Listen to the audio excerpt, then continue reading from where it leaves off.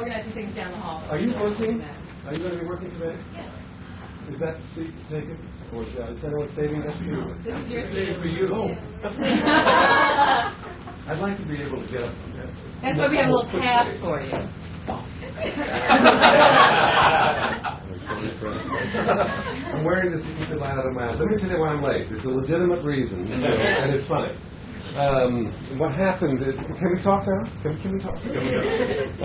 Anyone who's not comfortable, make yourself comfortable. If it means taking off a jacket or whatever it is. And we're going to stop after this little talk to go to the bathroom, and then we're going to come back and work for about an hour, and we'll take a little break.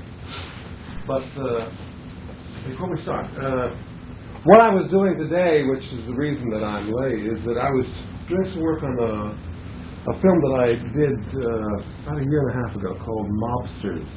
And in Mobsters, there was a... How you doing? In Mobsters, there was... I think the language is not really filthy in Mobsters. Not like it was in Scarface, for example, which was extraordinary. We'll talk about Scarface another time, because it's an interesting phenomenon, Scarface. I don't know if you're aware of it, but there are Scarface clubs all over America. When Scarface was first released, this is some years ago, I went to the show with my wife, and because I was in it, you know, and I like Brian De Palma very much. No matter what you think of him from the films he makes or what you gather from the interviews, he's a funny man. I mean, he's really funny. He's dry, but he's funny. So we get along very well. But he's a delight to work with. But when the film first came out, and we went to see it up on Broadway at 47th, whatever one of those houses was, where you take the elevators upstairs, and it's really very posh, you know.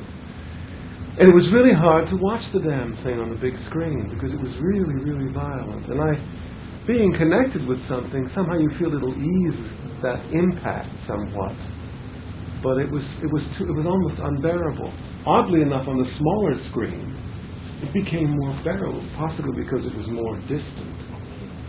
But the reason I'm making this whole long story is that this film has become a classic in many ways, a genuine modern-day classic, no matter what you think about the violence. There's something about the way it was presented and the work that was done in the film, which has made it not popular among certain segments, but many, many segments of the people in this country. And I imagine in France, I know it's true also. I travel a lot. And in Italy, it's regarded highly. But I gamble. I used to gamble a lot. And I went down to Atlantic City as the guest of somebody. They come in, they give you a limousine, and they take you down, and they take your money. You know, they make it like they're giving you a present, you know. Yeah. Anyway, the point is that when I got there, these guys, the boys, came on. They really wanted to meet me because they wanted to show me something. This is the truth. So I sat there for a while, and I'm anxious to play. I can't wait. They said, no, wait a minute, we're going to get some of this. I want to show you. They brought these guys in, and they did the movie Scarface. They did the voices. They did the whole... Well, I stopped them. I said, skip to the part where I am. Because they knew, they do it. They do the movie. They do the voices. This is phenomenal. You remember, I don't know if any of you were alive. Well, some of us were. When The Sound of Music came out. But it was like a contest to see which towns and townships could see it more often than any other townships. There are some people who had seen it 300 times. There were towns of 500 who had seen the film 2,000 times. What does that mean? It means people going back again and again, right? What we're looking for, what I would like to see happen in our work, no matter what form it takes, is that phenomenon happen to you or to me. And I don't think you can do it by setting out to do it. I don't think you can say, I am going to become I'm going to become another Shirley Temple or another Madonna. You can't say that, because Madonna already is. Elizabeth Taylor already is. You can't be another Greta Garbo. There is only one. That's what I would really like to see us discover. It's very difficult. I am an established actor who has, people have respect for me. I have respect for myself. I'm not what you call a bankable star. Al Pacino, you can raise a lot of money on his name alone. That's a star. But I think what he looks for in his work, there's a basic thing that many artists share, and that is the search for that thing, that intrinsic thing that separates us from everyone else. It's very hard to do, because what it implies is an absolute implicit trust and faith in oneself. And you don't know how hard that is. It's really hard. But that's where it's got to start from. So the way I work is, it's not a spiritual center, that's my own business. But I think basically what we're looking for is a center. Whether it's spiritual, whether it's personal, whatever it is, we're looking for that thing which helps you to find in yourself who you are. And I look for myself through my work, and vice versa. I think that's what individualizes my work, because sometimes it doesn't always work. But I think when you try, the search is enough, interesting enough. What you got to start, it's a little confusing possibly. I'll take this off so you can see I'm losing my hair. What I want to, I guess there are a lot of things to start with, and one of the things is to tell you that all these rules and things that we talk about are things, are rules that can be broken and should be broken. If you try to apply them, they don't work, and you just switch it back and forth. Whatever works, as long as it's an honest search. I guess that's really what I'm talking about. It's funny that these days and these times, it seems like the artists are the people who other people look to for some kind of answer to this life. I mean, the election of an actor as president, I don't know what that implies, but what it does definitely implies that they weren't trusting the current crop of politicians. They didn't trust that whole world of politics. That's an interesting concept. He is a politician, but the fact is that he was an actor. When at one time, they wouldn't let actors into town. Then they elected this actor, the President of the United States. It doesn't matter what you think of him. It's what he represents. But they begin to look to artists for some kind of leading out of the wilderness, because they don't trust religious leaders anymore. I mean, after the last 10 years, it's hard to trust those guys and those women, isn't it? But it all points to something important in our lives as artists. I do want to call ourselves artists, and that extends to doing commercials. That extends to doing such. I've done all of these things. I was around when live TV was happening. It wasn't that long ago, damn it. It was like soaps. I did live soaps when I first started. Days work here, days work there. It was very exciting because it one shot, just one shot. And I was always very enthusiastic, and I would go in and say, how does this work, do this, and they were very nice. Genuine. I don't think they are that way anymore. On 57th Street, what is that? Is that NBC? CBS. Is this still there? Yeah. Used to be a cow factory. Did you know that? That was a dairy. Originally. That's why it's got all those different floors and turns and steps. It was a dairy. It's full of shit, that place. Isn't that funny? But the guy said, and I was really very excited. I had a few lines. It was a funny little scene. It was the most important thing in my life. Was that thing at that moment. And it was live. He said, just before he left me, this guy Fred, I remember his first name, he said, I remember there were 19 million people watching. Amazing, isn't it? I did it. But the point is that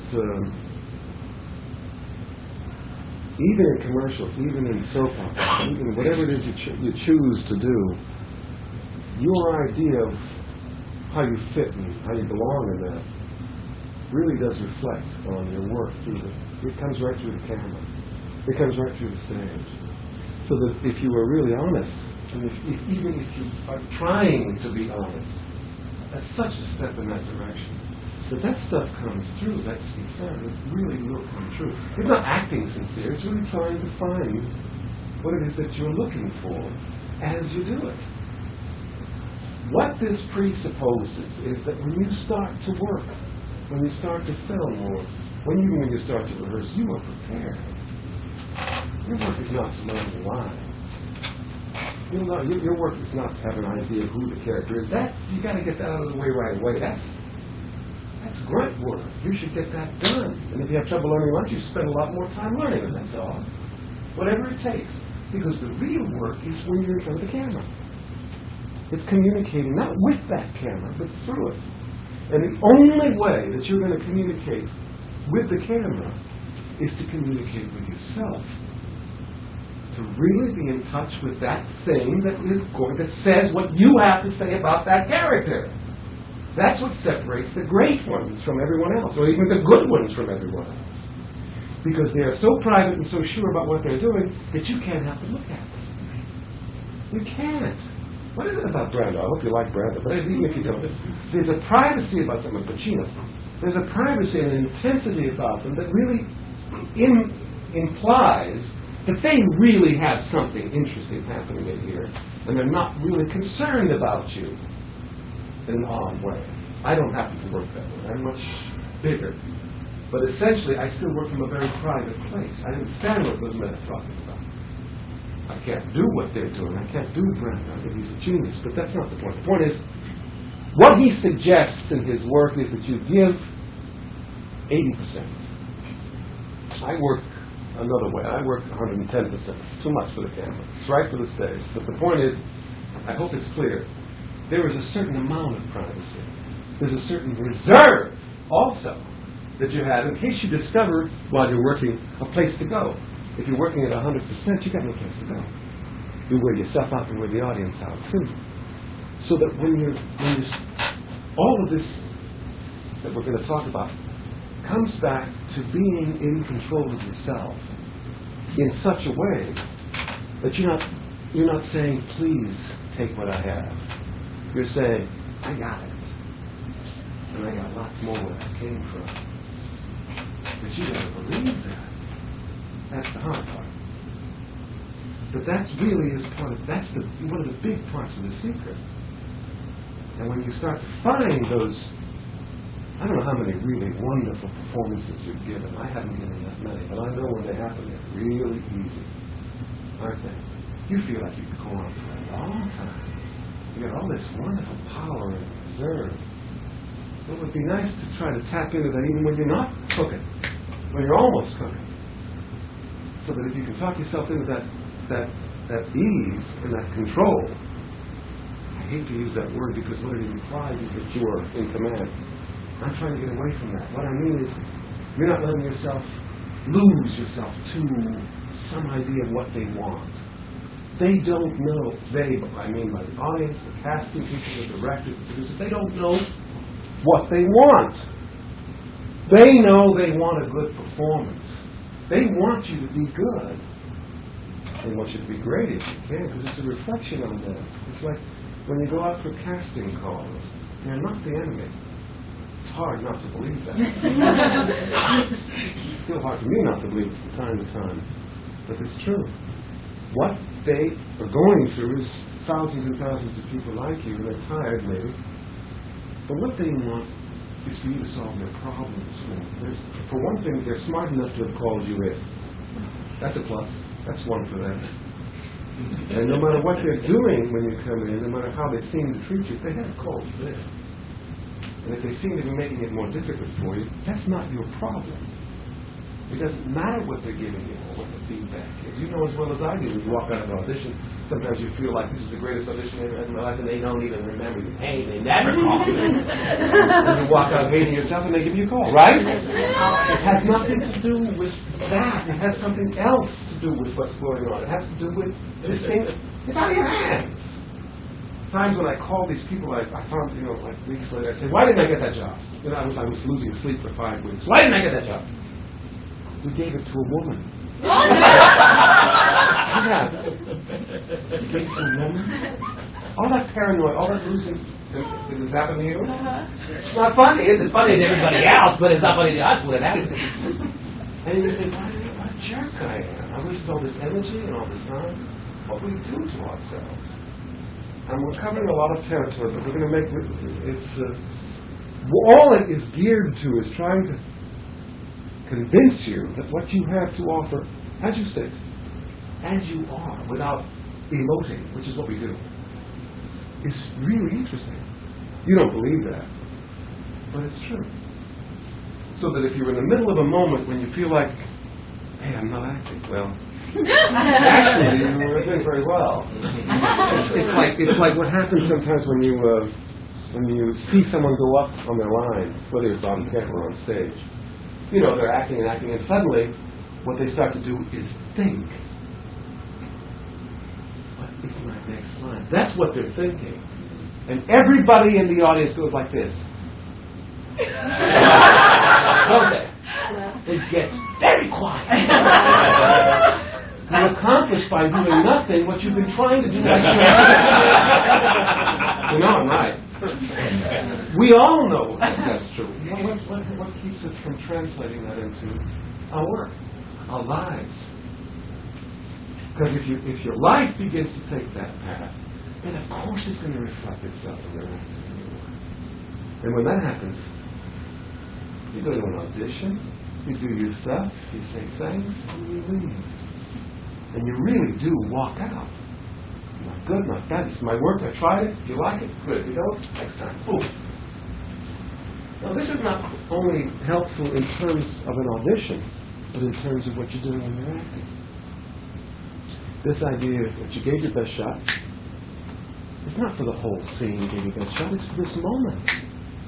So that when you finish with that moment, you don't say, I did it bad last night. By the time you start that, the next moment is gone. And then you're into that and you're saying, oh, geez, and the next moment's gone. And you're looking back instead of just, or you're looking forward, saying, oh, well, when I get to that line. And that means the lines you're saying, now they suck. Because you're everywhere but right here, aren't you? And if you're not here, where the hell are you? And more importantly, where the hell is everybody else? You know I'm right. Doing it is the trick. I can't teach you how to do that. I can just remind you of the way to do it. I'll help you if I can, because there are things I'm still learning.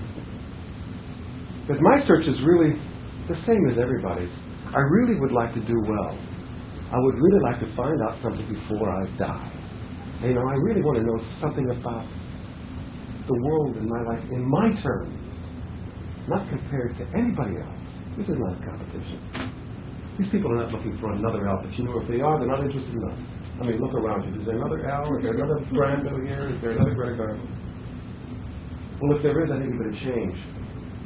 And start finding out who it is you are.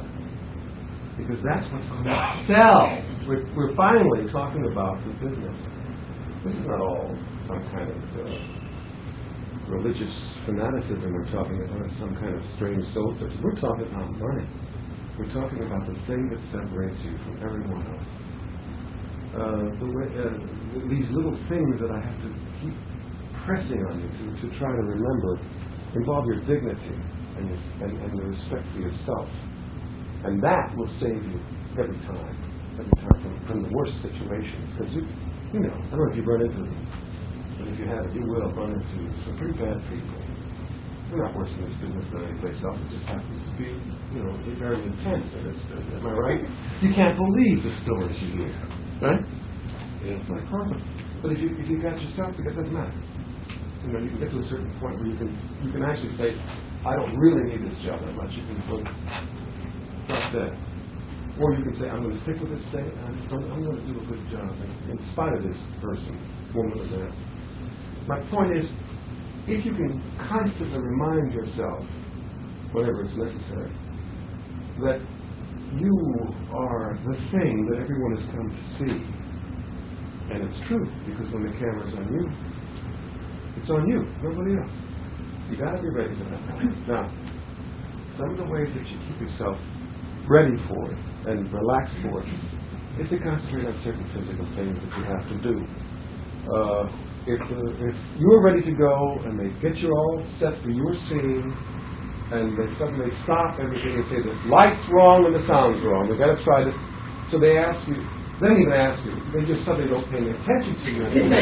They're all running around and making a lot of noise. It's your scene, you're supposed to cry, right? 5 minutes, or laugh, whatever you're supposed to do. You're supposed to do something. So you're sitting there trying to keep your concentration, right? If you don't assert yourself in your own terms, from that moment you're finished. You're going to become involved in their world. And they're going to start doing these things like this. You're going to start doing things like this. Can you bring this? Can you turn it this way? Can you bring this light over? Yeah, okay. You're about here. Yeah, that's right. Now see. Now try to. Can you feel this? All right. All right. Speaking. And then the sound man will come over, and you're supposed to be concentrating, right? The sound man will come over. Talk a little louder. So you got the light. You're thinking there. You got to talk a little louder. You're supposed to act. All right, go sit down. You're supposed to come up with the goods for this, because that's your job. So you think, okay, what am I supposed to do? I'd like to sit down, please. Oh, do you mind standing there for a while? Please, I really have to. I have to stretch a little bit. I have to rest. Can I just step out for a few seconds? You deserve that respect. We're not talking about screaming around here, Raven. Step out. Take a little breather. That little thing will establish who you are for yourself and for those people around you. There are a lot of waves and things that are happening between people. And if you become a thing, a stick, that's how you will respond to these people. Can you find a place to sit down? You can't even like this. Sit over here. I'll sit over here. That's right. Right here. How about you? Where are you going to sit? Bring a chair. Let's try to push it down. We're going to get another chair. All We right. have to open another studio. I'm okay. So, if you start establishing your territory, and I'm talking about what it means to you, however you do it in your own way. I look like a tough guy. I'm actually a pushover. Well, I'm a tough guy, but I'm a pushover too. What I'm saying is I don't shout and scream like I used to, and I get lots more done. But that's not to say that that's not what you have to do from time to time. Everything changes. From moment to moment, things change. And you've got to find what works for you at that moment. But I don't think you should fit yourself to whatever you think the situation is. I think you really have to start responding on your own terms, reasonable terms. Because no matter what happens between now, when they're moving you around, the lights and the sound are happening, and the scene starts, you got to do that scene.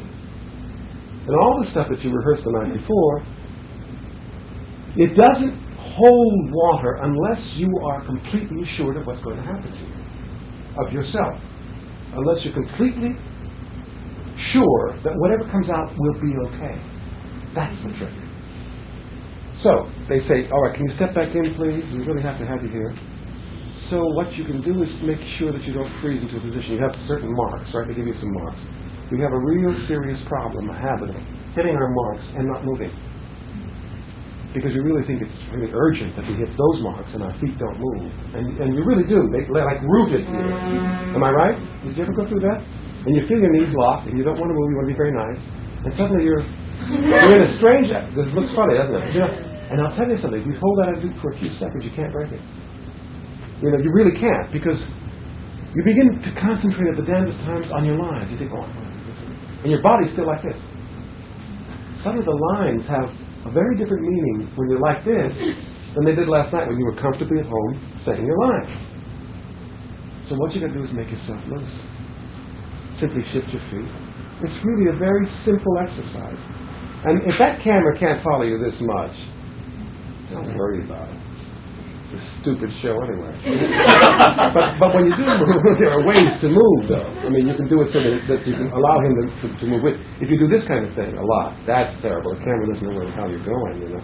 And when that happens, they'll pull back, and you'll lose your close-up. So what you got to do is when you decide to move, make sure that they have kind of a telegraph, that they know you're going to move. You know what I mean?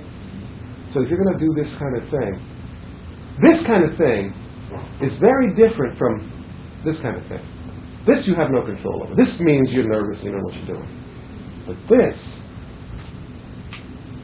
what you're doing is taking your time and you're breathing when you do that. Taking your feet are relaxing a little bit, and then to alternate, instead of going from one foot to the other, you go up to both feet. Tense up a little bit on the balls of your feet. Tense up on the ball of one foot and lean back on the heel of the other one, and vice versa. These are small things which bring your attention back to yourself, away from all this crap. And when you do that kind of thing, start thinking about your shoulders. Because this is where the tension is. You know that. Everyone knows that. It's just hard to keep reminding yourself. Without touching them, you should make yourself aware of them. if you do these kind of exercises daily, you will start to do them automatically. And it looks better. It sounds better, because this affects this immediately. This affects this immediately. This is where it's going to show up, first of all. You'll find yourself, I think, most of us do tensing up right here. Your voice then goes up a little bit, it becomes a little tentative. Your breath control, your breathing becomes shallower, which makes it a bit of a whiny sound, makes it more nasal. When you have more breath, it's a richer sound. And all of these things reflect in your work. Now, these are very small exercises which are so helpful. And they're all geared at the same thing. Just getting you relaxed so you can do the performance that you want to do.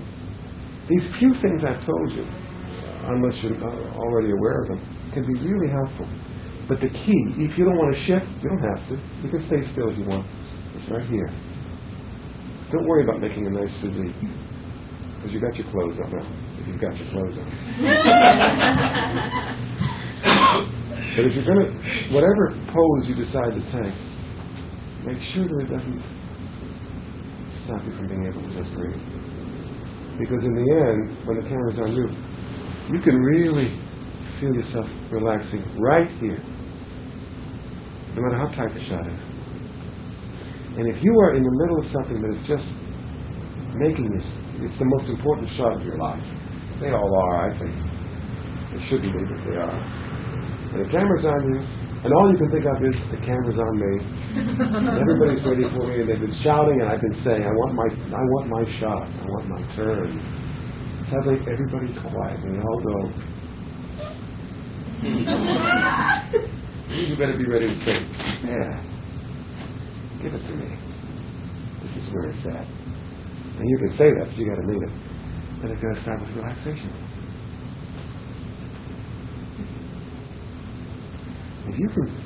If you can get a camera that's available to you, just set it up with a friend, several friends if you can't afford one yourself, rent it, get a whole bunch of tapes, individual tapes, a lot, and just take turns shooting each other. For one thing, you'll learn the mechanism of the camera, but for another thing, it can be a small camera, but for another thing, you'll learn how you look and feel on the camera, more feel than look. It's very important to become that comfortable. Set it up and just shoot hours. Pick a day, say it's your film day, and just get together and shoot all day long. Anyway, that's very, very important. I've talked a lot about a lot of things. I think that we'll talk about doing some scenes, but I'll fill you in on a few things first. Oh, yes. You want to leave, Joe? No, go ahead. You sound like hell. I'm all right. Joe and Don Iarussi and I are going to put a film together on acting.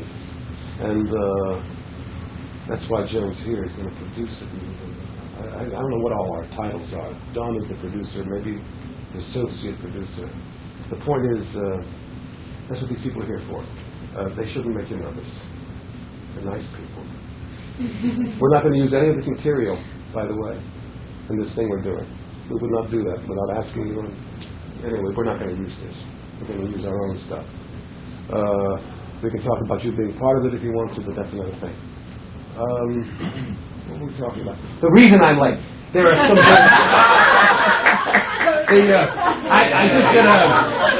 I did a film in... I just got back from Rome, right? And it was wonderful. It was really great. I worked there a lot. I worked there at least once a year. And I know the city well, and I speak some of the language, and I feel like my second home. But this time was special. It was a pretty good script, which is a big plus, as I'm working with people who speak English as a second language. But the weather was great, and I met some wonderful people, some really good actors. And the script was decent. Anyway, I had a good time. But on the way back, I saw this film. I forget what the film was. But in the film, there were some word changes that were silly. I mean, silly things that weren't really offensive, but they had been dubbed, obviously dubbed. And I was really interested because there's a word for that in this business. I don't know if you know it, but what do they call it? The people who go over films and take out the bad words. What are they called? The editors. But no, they're not editors. Censors. The censorship on airplanes is more stringent than anywhere else in our society as far as films are concerned. Did you know that? Yes. Well, we have a term for that, taking out those bad words. It's called defuckify. That's it. That's the term. So you can imagine the work we had to do in Scarface. We had a lot of work happening.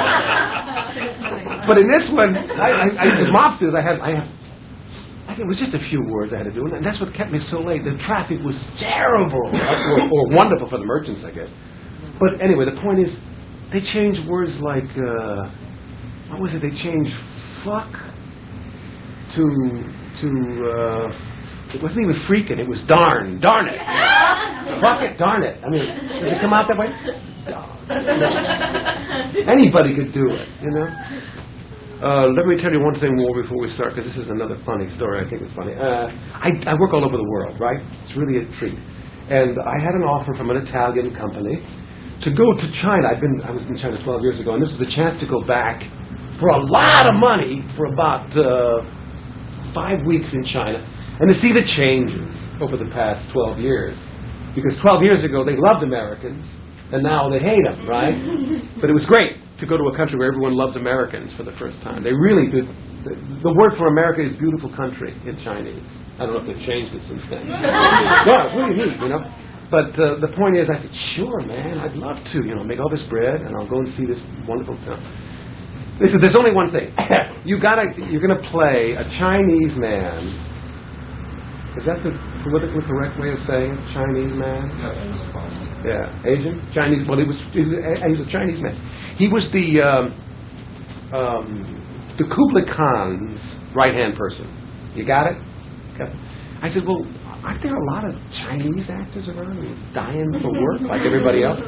Yes, but we want you. Oh, okay, you know. But we're going to put a lot of makeup. You're supposed to be 115 years old.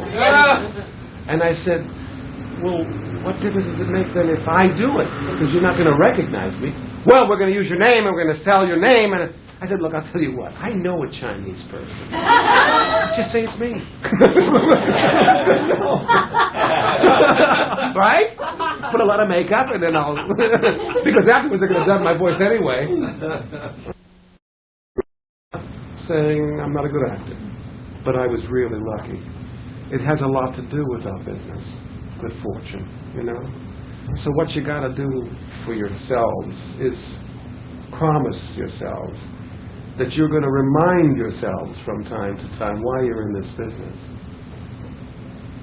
And if you're not having any fun, I really mean that. I'm telling you the truth. Then you got to get out.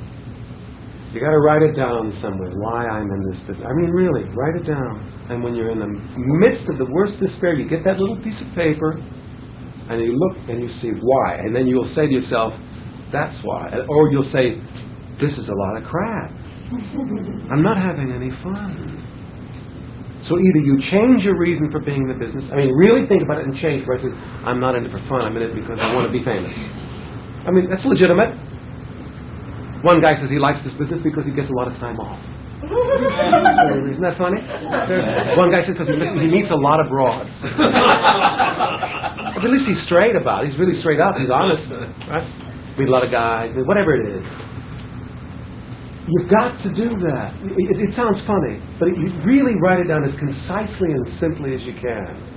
And do that for some of the jobs you start to get. Because sometimes you're in the middle of the job and you say, why the hell did I take this?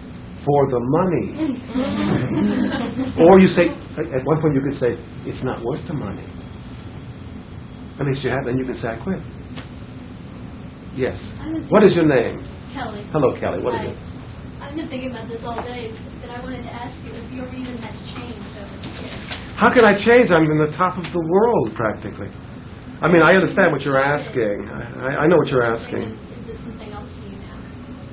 You know, it's really very easy. It would sound very smug for me to say, I would never have changed. I would stay. I am a devoted, dedicated actor. I really am. And I was working pretty steadily before the Academy Award. But I don't know. These days are very hard. They're very hard. Some of my best friends have gone to California. or wherever the work is, because they can't make a living in New York City. And these men have more experience than I do. Very, very good actors. Credits this long. Can't get arrested. So I don't know. I'll tell you, I do everything. I do children's theater. I'm proud of it. I do everything. I've done street theater. I still do it from time to time, off the back of a truck. It's not a question of embarrassment or whatever. I have to work, and I will work. That's the way I feel. I really love it. I love it a lot. I need it. That's not to say it could change. It couldn't change. But I'm blessed that way. It came to me late, and it was my salvation. It was the first thing that really belonged to me. It means that much to me. But that's not to say that calling, it's a calling, I think, too. I'm very fervent about it. But I also have a good time with it. Joe Zaloom and I met in a show about 4 years ago. 5 years. It's called Midsummer Night's Dream. A.J. Antoon directed it, and about 3 or 4 or 5 or 6 weeks before that, I had a really serious blow happen to me. I had been working on a play for over a year for free with a friend who had written the play for me. It was a 2-act piece, and I knew the guy for 17 years. I knew the producer for 18 years. And I convinced her that it was a better play than she thought. We put it on for a 2-week showcase. It was picked up. And they didn't do it with me because I was working on something. They wouldn't wait 2 weeks for me, for my availability. I was devastated. I was really, really hurt. I lost 2 friends. I lost the play, which was very important to me. It was one of my best roles written for me. It's wonderful, wonderful performance. How can you go wrong? You better quit if you can't do that one. So the point is, I had an Academy Award. I was famous. I was making lots of money. Everybody was pounding on my door, so-called. I mean, what I'm saying is things were much easier. They didn't give 2 damns about that. They had this schedule, and I couldn't believe it. I cried a lot. It's not that long ago. I mean, things don't change. It means a lot, but I was hurt. And at that point, I really thought, what the heck am I doing here? I'm going to talk about $90 a week, or whatever it was for Showcase. What was Showcase? 70, 80, 90, 110, whatever it was. I make $100,000 a day when I work on films. Did you know that? Are you impressed? Treasury know that? Listen, one day's work is $100,000. If it's a week, we bargain. I'm going to be doing a piece of work with Schwarzenegger in January. That's a lot of money. As the executive producer, I love him so much. My name was written into the script. I asked for the moon. I couldn't resist. But we got off the track. I did. The money makes everybody crazy. Didn't you see everyone got very happy? Oh, money! What were we talking about? Oh, yeah. So I said, well, what am I doing? If the theater is going to treat me this way, if this is, it's a very interesting concept. I deserve more than this. Well, that's a dangerous word, isn't it? Deserve. You do your work, and you're finished. That's it. The point is, I was really thinking I wanted to just pull up the stakes and get out of here. Because I really hated what had happened. So I get goosebumps when I think about it. So desperately. And I just couldn't see myself doing that again. Anyway, the point is, in the middle of that despair, I got a call to come and take a look at Bottom in Midsummer Night's Dream. And it is, as of this moment, Joe's become a close friend, as have all the other mechanicals, 5 other mechanicals. We've remained close over 5 years. That doesn't happen very often in this business. At least it hasn't to me. It means a great deal to me, this friendship, these friendships that happen. But the point is, because they didn't wait those 2 weeks, I got into, for me, the greatest theatrical experience of my life. What was it? What were we making? $250 a week? I hope you weren't making more. It was a little more. Yeah. Well, whatever it was. What I'm saying is obvious. Things worked out. It restored my faith completely in the theater, and I made some friends, I think, for life, hopefully. And also, the thing worked. That's the most important thing. Out of that real rock-bottom despair, which I didn't think I was capable of anymore. Because I had accomplished all this, and I had this, and I got this family, and I got this, I got these things, and I. Shut up! Shakespeare came along, and I thought, we're going to make a 400-year-old comedy work? I was really worried. Boy, what a success. What a success. Peter Brook didn't have a clue about how to make that thing funny. Didn't. It was a wonderful production, Peter Brook. But not the mechanicals. We killed them. We had kids coming back. I'm going on. My point is, I shouldn't carry on like this. We're not here for me. We're here for you. What I'm trying to Does hit a point, though, share with you. That you might want to take up later is ensemble.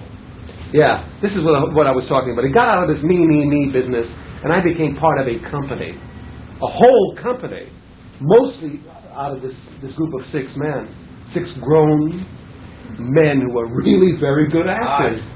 Huh? 6 odd men. Six completely different guys. What did you call them? The Mexican? Oh, we'll see. We're going into something else.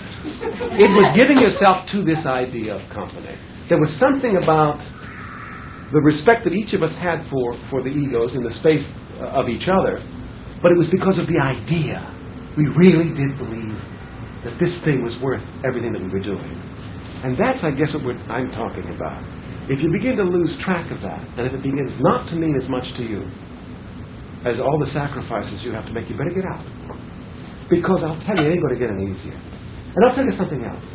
If you do get out, it's okay, take a little rest. It's all right to take a breather, because it'll be there when you get back. And it may be easier when you get back. Easier because of you, not because of the business. Business is always going to be, the business is always going to be tough. I mean, you know that, right? So maybe you'll come back with a new breather, and maybe you won't come back. But if you leave on those terms, your terms, you're so much healthier. And then all the time that you spent up to that point is not lost or wasted. Good memories, good times. You grew, you learned.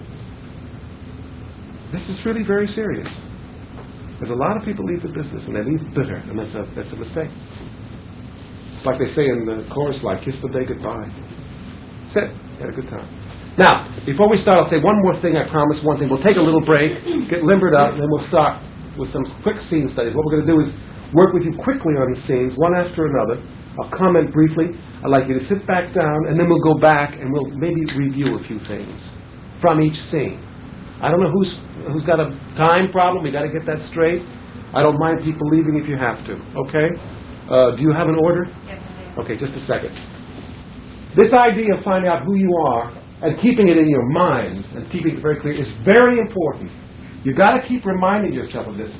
No, I don't need those pictures. I was reaching for them, but I don't need them. I was thinking about chorus lines because, I don't know if you saw it, but I saw when it was downtown. And when they came out, I didn't know what the show was about. Chorus line, I knew that. When they came out and they stood in a line, when they started dancing, and then they pull up those pictures, I started to cry my little eyes out. I don't even know why. I guess it was just it was so real, and I knew what they were talking about.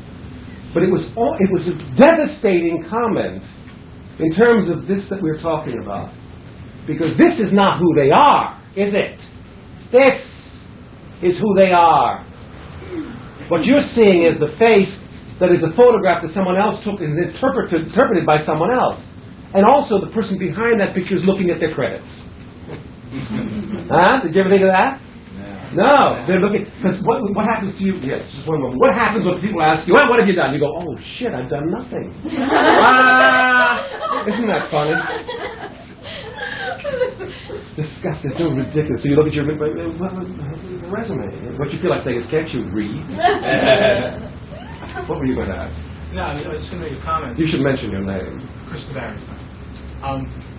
Just as it relates to what you said, I think that nobody has put it better than Ross Perot put it when he got into the presidential race. You remember what he said? He said, a few months ago, before I got into this, and when I used to be who I am. You know? That was very, very clever. Yeah. Yeah, have you run into that yourself? I mean, oh yeah, it's a constant search. It's a battle. It's really tough, especially when you become a little prominent. You really want to believe everyone when they tell you you're wonderful. You know, and keep this in mind too. This idea of being aware of who you are and what it is that you want to accomplish. I'm not talking about an obvious arrogance. I'm talking about a quiet, private arrogance, because it does involve arrogance. You got to have a real conviction that you are important, and what you're saying and doing is important enough to maintain. And you got to be so sure of yourself that when people give you suggestions, you can take them or leave them. Listening to them is really important. But how you interpret them and use them is what makes you the artist and the person that you are.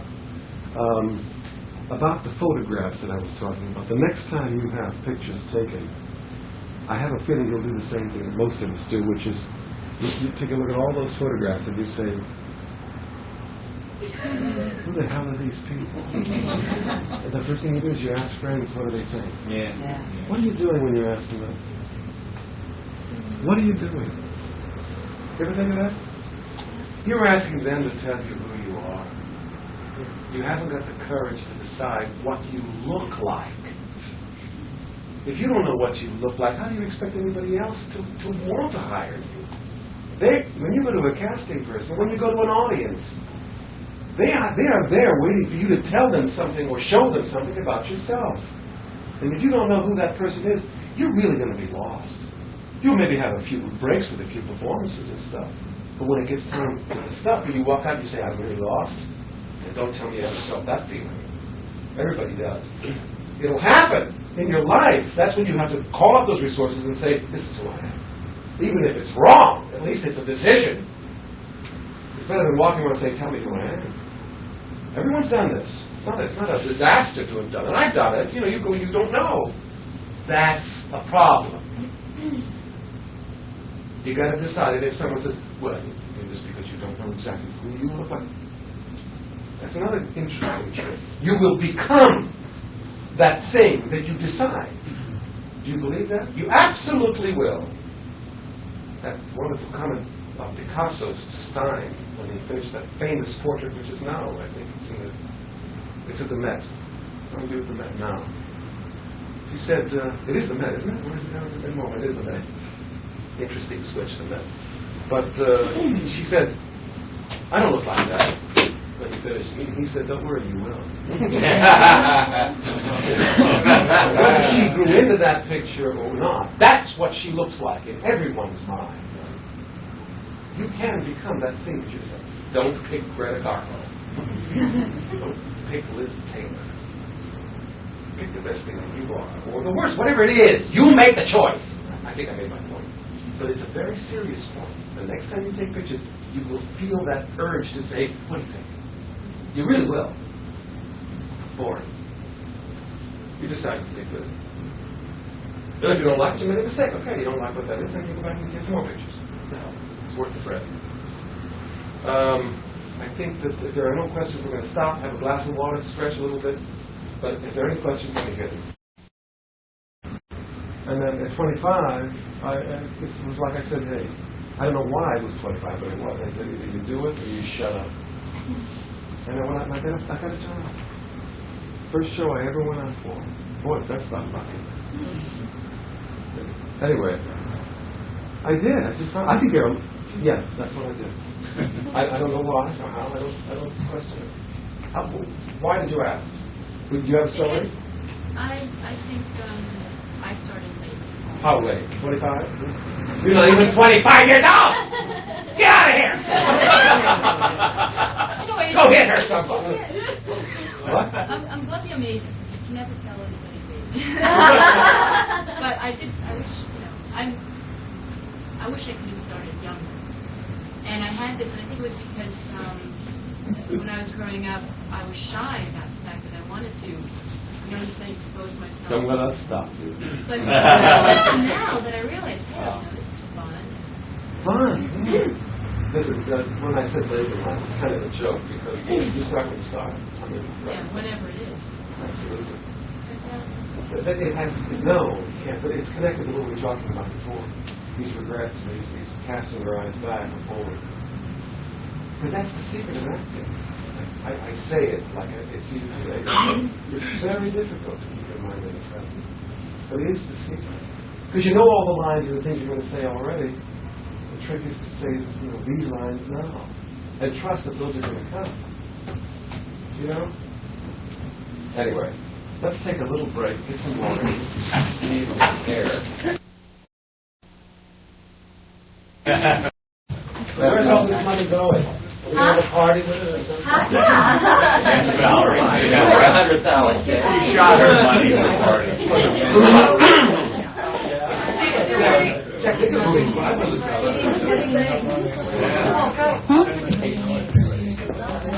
Get the franchise rights. I'm sorry, give us an idea.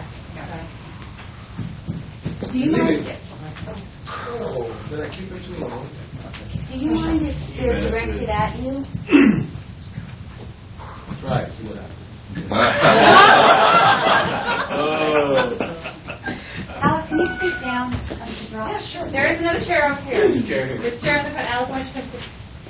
Carmelo, let's get this going as soon as you can so we get out of here and go to Westchester. No, don't do that.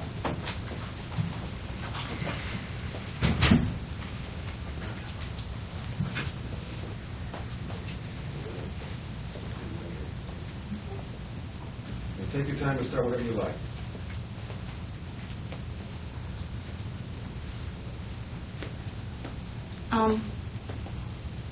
Okay, you know I'm an actress, right? Well, that's okay. Nobody really knows that because I haven't really done anything, you know. But I really want to be an actress, you know. I mean, that's my goal. Anyway, I'm originally from Brooklyn, which you might be able to tell. Although most recently I have been living in Connecticut, which is why I might be a little weird. Let's see. I've had a lot of different jobs, Do this directly to the camera. and Pretend it's still me. Just do it. oh yeah, I was married once for 7 years. I hope that doesn't screw up my eligibility or anything like that, because I'm not married now. I'm unmarried. But I have experienced housekeeping is basically what I'm trying to say. I mean, I never won any prizes for it or anything like that, you know, but I have experience. I mean, that, you know, that's what's important. Anyway, we'll see what happened. One day my husband came home and he told me he decided he was gay. And, I'm sorry. I'm sorry, this place is really huge. I'm sorry. Anyway. After Peter Pan finally, you know, flew away, I just basically sat around the apartment and I counted the rooms for a few months. And we have 5 rooms, by the way. And then one day I'm sitting in my apartment and I'm saying, you know, this is really stupid. I can't just sit here counting rooms all day long, you know. So that's when I decided that I was going to do something really incredible with my life. And so I came back to the city and I was a really incredible waitress for, I don't know, about 2 weeks. I mean, you know, so it just made me crazy. I mean, you know, waitressing, I mean, you know. So anyway, then my cousin, who I'm living with, right, she tells me that now I've known her my whole life, obviously, she's my cousin. She tells me that I have to move out of her apartment because I'm threatening her libido or something like that. So now I'm living in this wayward house for women, which is like the ultimate answer to the all-time question, how low can you go? You know, so anyway. Today I was in the Rainbow Bookstore and I was looking for something interesting to read, and they didn't have What's anything. wrong with this? What's wrong with this? Tell me. Do you feel good? What's right with it? How do you feel? I lost myself for a second Why? there. Where? There. At the beginning? No. When? When Why into the did you do camera. it? Camera. I'm much more comfortable with you. Does anyone agree with her? I'm much more comfortable with Did you. they see a change happen between the time she's looking at the camera? Do you agree with her? No. I think you should see yourself and see the change, because it's not that much. The change was in you as after you were working with the camera. That's not the point, though. The problem here is that you would have gotten lost a little bit even if you were staying with us, and I'll tell you what the problem is. You are repeating yourself. If you can listen to this, then can you see this tape another time? It's very important that you look at yourself. Okay. You will find that every time you went back to, well, anyway, which is very funny, because that's the thing that's consistently the same. And that's right. But when you go from back to the next thing that you're going to, each of those stories is very, very particular and very interesting. And as you continue into this, you've got their attention. You've got them focused on you. But what you don't do is begin to change as you tell the story, because this woman is going through some shit. You can't say 5 minutes into it something the same way you say the first thing at the beginning of this monologue. This woman's experiencing a life as we see it. I mean, it's that serious. When she says, anyway, that brings her back to some kind of reality, but it allows her, by the same token, to go into something else. She can make fun about her Peter Pan boyfriend, but the implications are much, much more devastating. You don't know what homosexuality is. I mean, really? So, of course, you think, he wasn't gay when I knew him, was he? And if he wasn't, did I make him gay? Am I unsatisfied? Is it my fault? Why didn't he stay with me? What did I do wrong? These are very serious questions, whether they're right or wrong. We're not talking about anything but this woman's life. And when she starts getting into this thing about it, when she says, how low can you get? That's starting to affect her. Whether she shows it or not, we have got to sense this change. And the thing that's going to grab us and go with and make us laugh with you is not that, anyway, that's funny, but what makes it funny is it relieves us of the tension that you feel when you see her tragedy. This is a very serious piece of work. And I don't mean to say the next time you work on it, you go and look at it as looking for tears. Go for the humor, but it's got to be filled with pathos. This is a life we're looking at. Do you agree? Yes. And is that what you started to work with? I tried to. Did you think that you began to accomplish it? I thought I did. It's got to be more clear. It's got to be clearer. It's too bad you can't stay because I would like to see you do it again. Why don't you? I could try it one more time. Yeah, you try it. Don't think about it too much. Just jump. There. Now, keep this in mind. When you're starting, you're expecting them to say, thank you very much, get out of here. Okay? And they don't. So Well, actually, she's going for a housekeeping job. That's what she's doing. Whatever it is. Okay. You don't expect to be hired, right? No. Okay. So it's an audition, basically.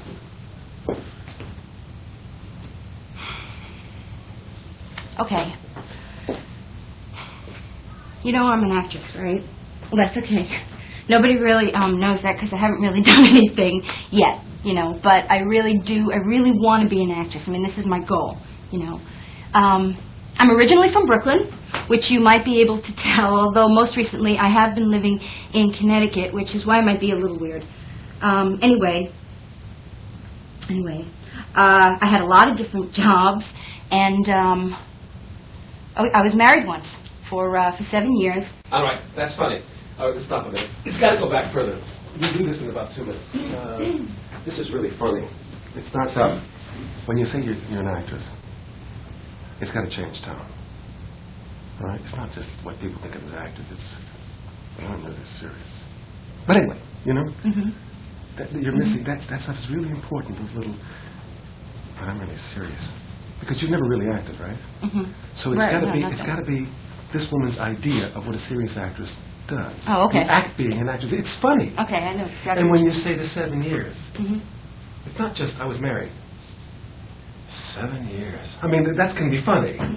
Instead of 7 years, it's there's a lot more here that you have in mind. Okay? Can you think about it and work on it a little harder? Yes. Promise? Yes. What's the next line after the thing about 7 years marriage? I was married once. That does. I have experience housekeeping. I mean, I never won any prizes, you know, for it or anything That's like very that. funny. But But that comes out of the marriage? I have experience. It was 7 But that means years. that I was, you know, that's 7 years. that's the point. Oh, I was married. It's like it was, maybe it was overnight. You know, I was married 7 years. So I'm really good at housekeeping. I didn't win any prizes. There's so many shifts and changes. You want to continue? Let's see what happens, then you can run out of here. Okay. I never won any prizes for it or anything like that. But you know, I mean, I have experience, and that is what is important. I'm sorry. I'm sorry. This place is really huge. Anyway, one day my husband came home and he told me that he was gay. All right, hold it. I got to stop again. When you find things like this, you should use things like this. We're using the camera.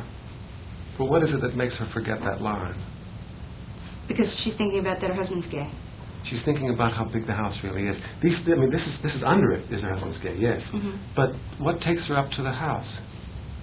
She said that she's really a good housekeeper. And then she realizes that, oh shit, this is really good.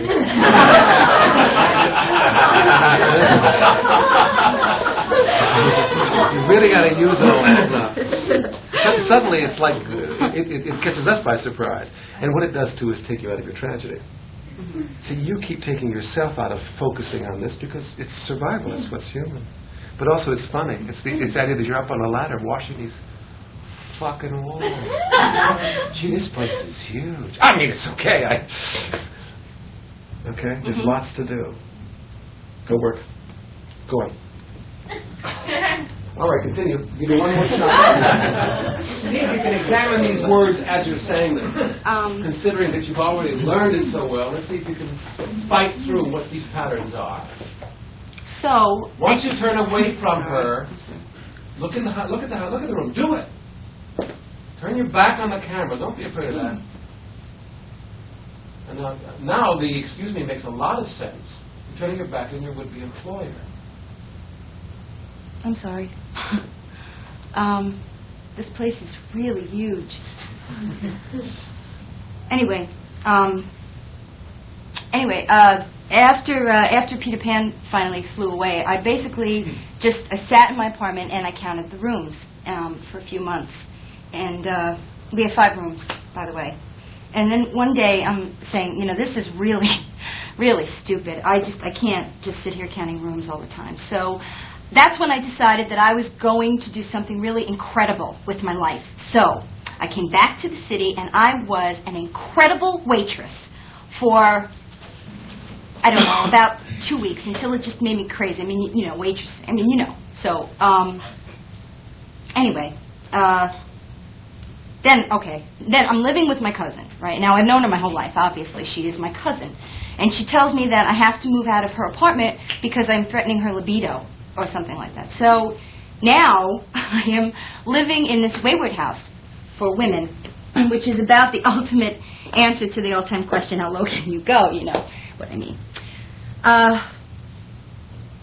Anyway, today I was in the Rainbow Bookstore and I was looking for something interesting to read, and they didn't have anything, by the way. But I saw your card and I took it, and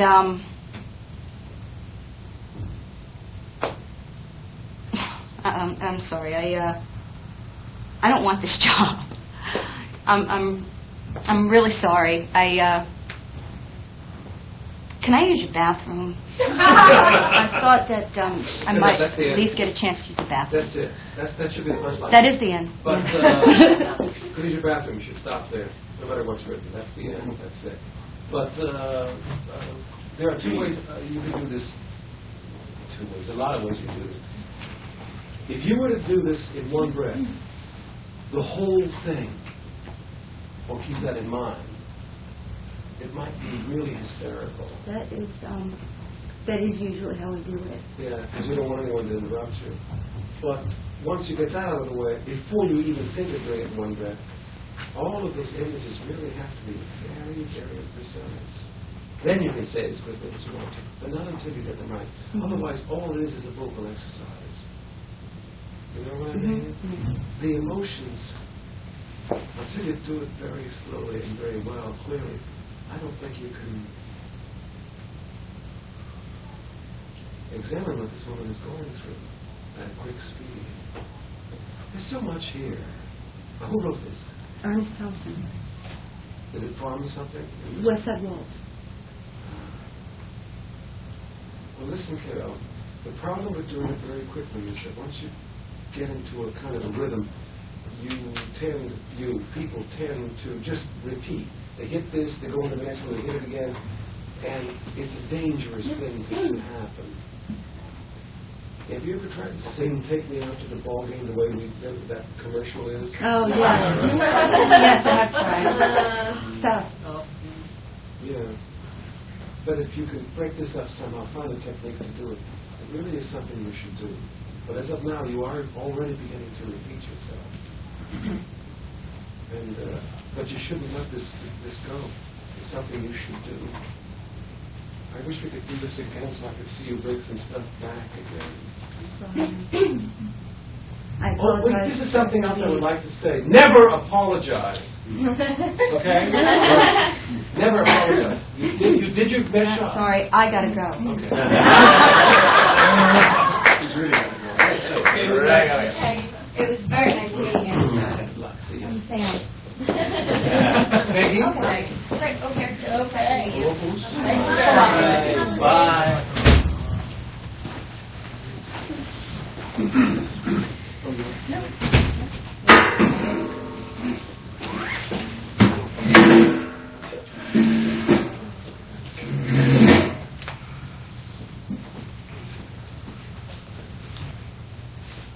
Before you start, everyone, please announce your name. Hello, my name's Peggy Palopoulos.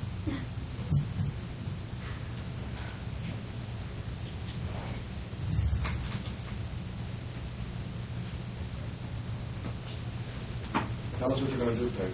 I'll be doing a monologue from Agnes of God.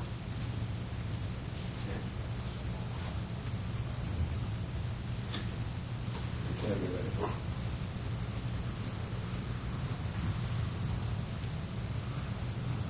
Well, I think that babies come from when an angel lights on their mother's chest and whispers into her ear. That makes good babies start to grow. Bad babies come from when a fallen angel squeezes in down there, and they grow and grow until they come out down there. I don't know where good babies come out, and you can't tell the difference. Except that bad babies cry a lot and make their fathers go away, and their mothers get very ill and die sometimes.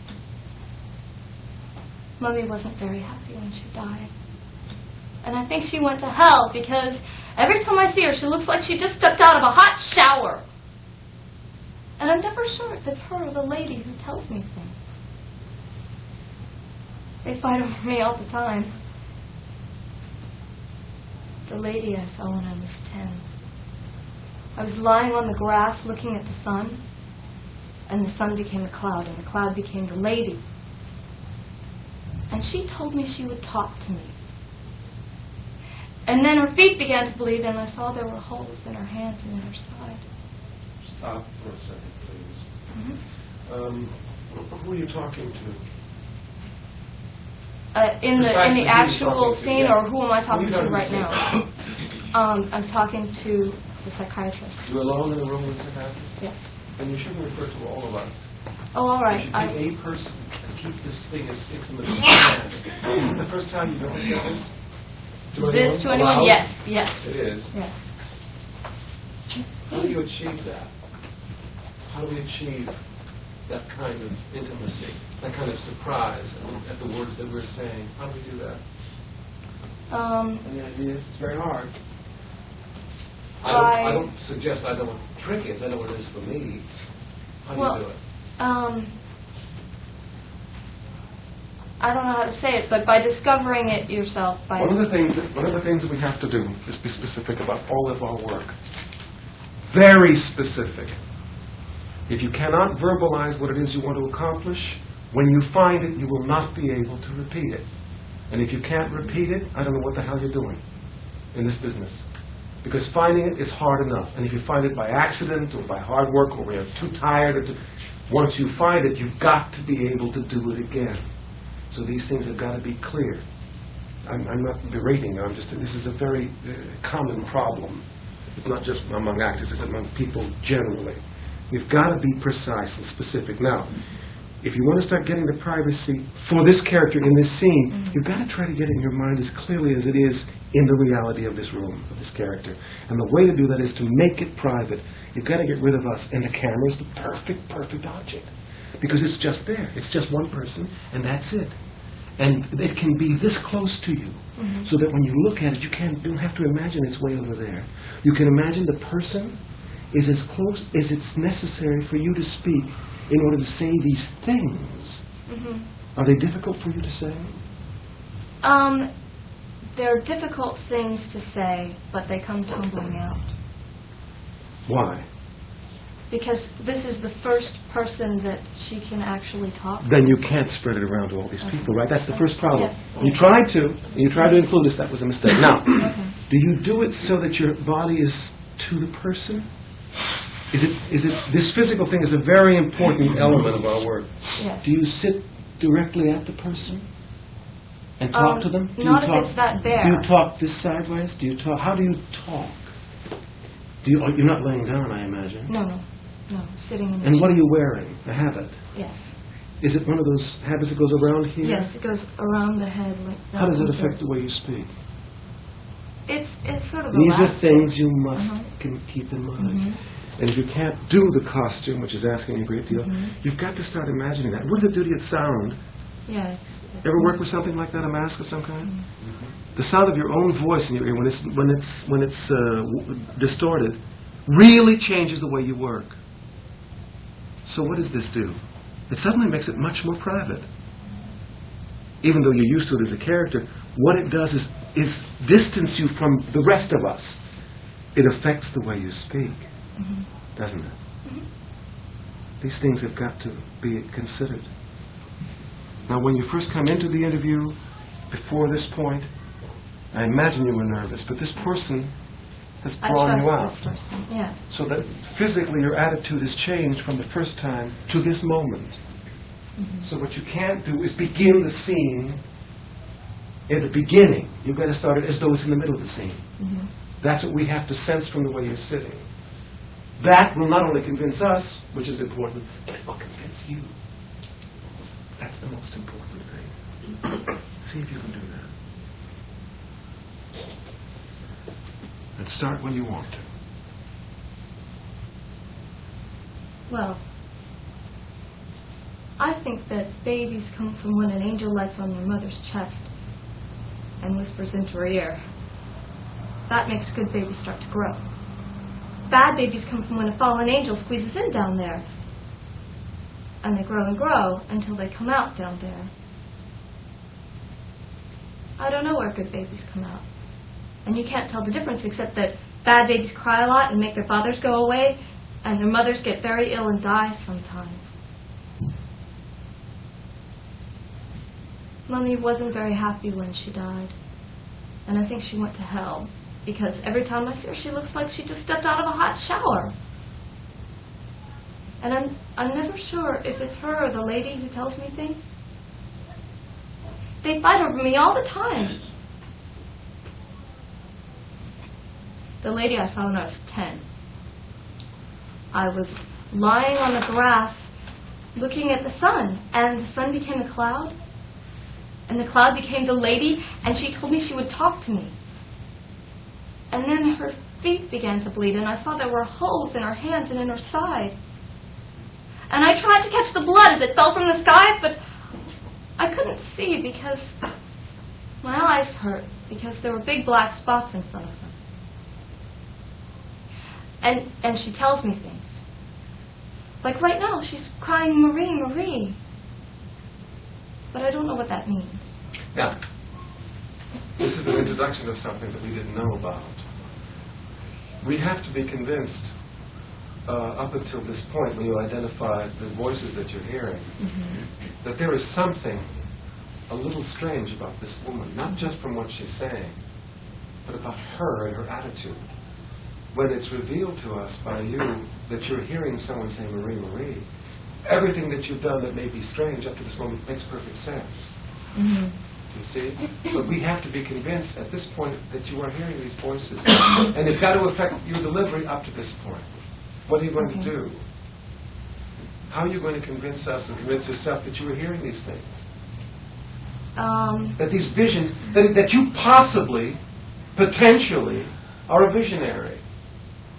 We have to be convinced of your virginity, of your purity, and of all these visions. You have to convince us of that. It's a tough role. Yeah. You picked a hell of a part. But it's got to be otherworldly. And because now you're a bit too contemporary. It's got to be something else. We see lots of them on the streets of New York. Don't we?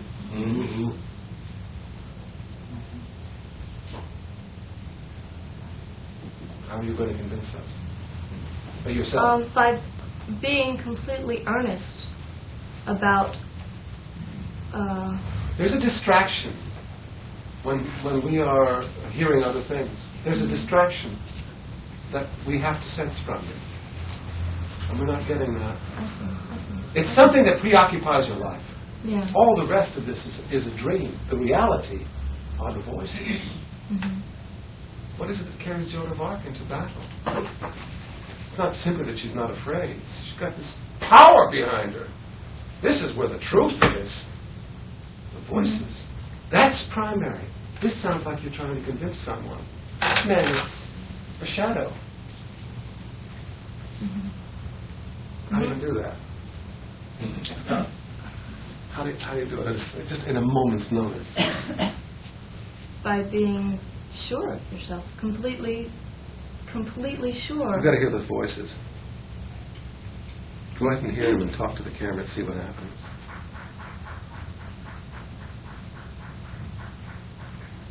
Well, would you like me to start at the beginning?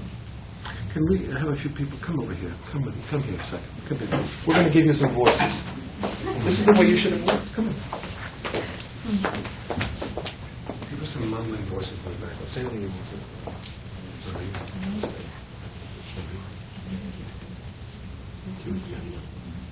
Well, I think that babies come from when an angel lights on their mother's chest and whispers into her ear. That makes good babies start to grow. Bad babies come from when a fallen angel squeezes in down there, and they grow and grow until they come out down there. I don't know where good babies come out, and you can't tell the difference except that bad babies cry a lot and make their fathers go away.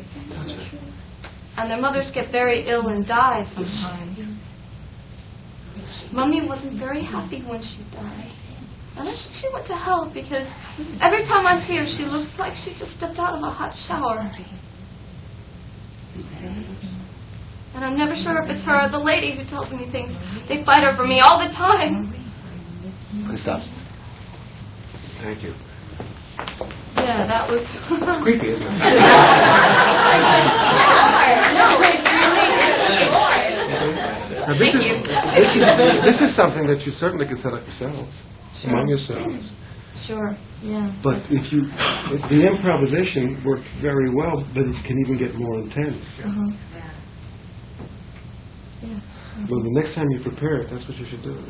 Okay. When you take a look at the tape, you will see the difference. Mhm. One of the ways, the thing that carried her through is that she's so solid about the lines that she was able to continue, even though this was really annoying. What we should have done was to become even stronger, tougher with her, more insistent, so that her voice, in order to be heard, she got louder and louder. And then we would have stopped at one time and let her be shouting in the stillness. Then she would have been shocked by her own. There's lots of tricks we could play. You could play yourself. Okay? Yeah. Okay. Stop. Next.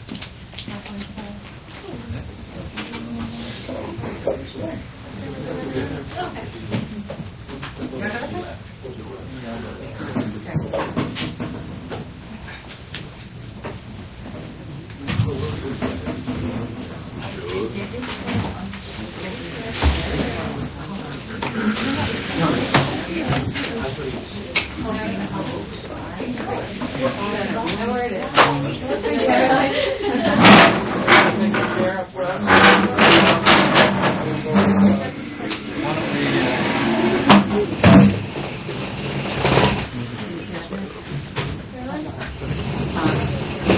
Kelly, why do I think I know you? I have no idea. I've never done it before. Joey? Maybe Joey- another life or something. I don't know. Anybody seen Look Good Man? Yes.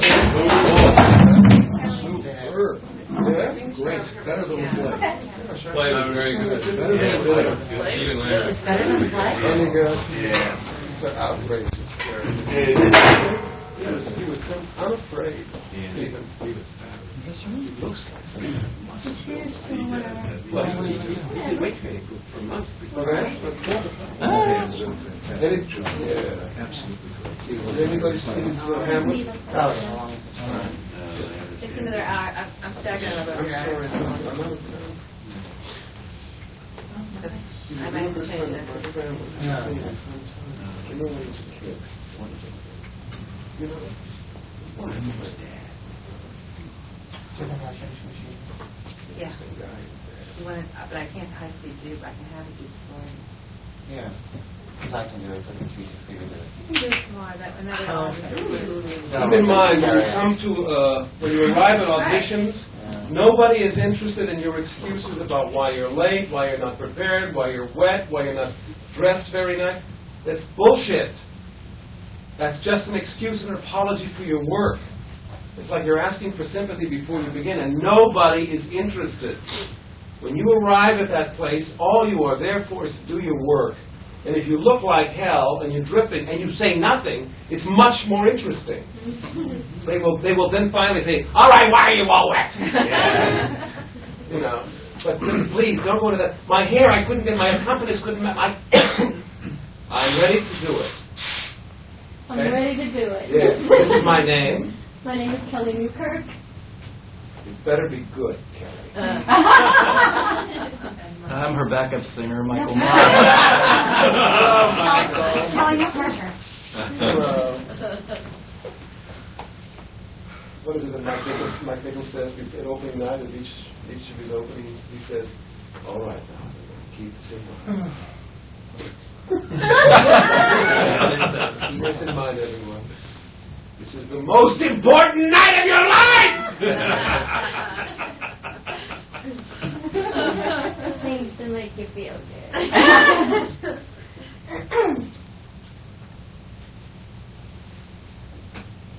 Go ahead and announce yourselves. My name is Kelly Newkirk. And I'm Michael Mara. Still. We're doing a scene from Chivalry. Okay.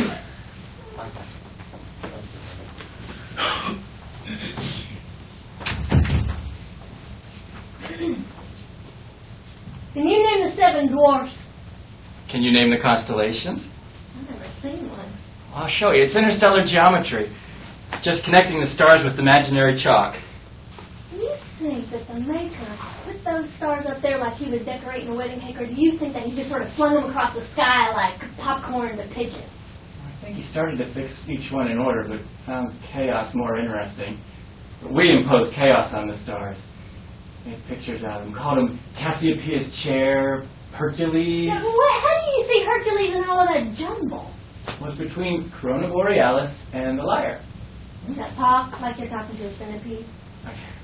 Follow my finger. Go back to the popcorn line and direct everything toward the camera. Put these constellations up there. And I want you to discover that line about popcorn again. It's a wonderful, absolutely perfect character line for you. And you've got to be captivated by this. You're not. You're worried about your lines. Don't worry about your lines. Okay. Okay? She's absolutely the most wonderful thing you've ever come across in your life. Do you think that the maker took those stars and put them up there like he was decorating a wedding cake, or do you think that he just slung them across the sky like popcorn to pigeons? Oh, I think he started to fix each one in order, but he found chaos more interesting. But we imposed order on the chaos. Called him names like Cassiopeia's chair, Hercules. Wonderful. Now, what you start, I'm going to interrupt you. Now, and you're going to go right back and do this exactly again. It's really funny. What your instincts are doing are right. This is what's wonderful about being so comfortable and free is things will happen without you controlling them, which is always much more interesting. But what you started to do when she mentioned that thing about popcorn was, we should have taken more time for one thing. It's an opening. First of all, it's interesting that she is talking about this thing that you always thought in an analytical, book-learned thing in a way that is actually it's possible. It could be popcorn, right? But she's interested, and you are interested in her. And this is a chance, and I will guess you have many chances to meet a woman, as wonderful as she is. You're looking up at the stars. It's possible, and you did it. You started to lean into it to talk about the stars. This is exactly what the scene is about. She's introducing a new world to you, and you are to her also. But the idea that she could be interested in what you have to say is something a little tentative. and you have a chance to get close to her in her perfume, her closeness, and the stars begin to take a different aspect. Cassiopeia, and it's, do you see what I'm saying? You started to do that. Go on, take it. Of course, get as close as you can without touching her. Maybe if you touch her, you're all right. But you know what I'm saying? Go back to the popcorn line and change that line. It was interesting and fun, but don't do it the same way.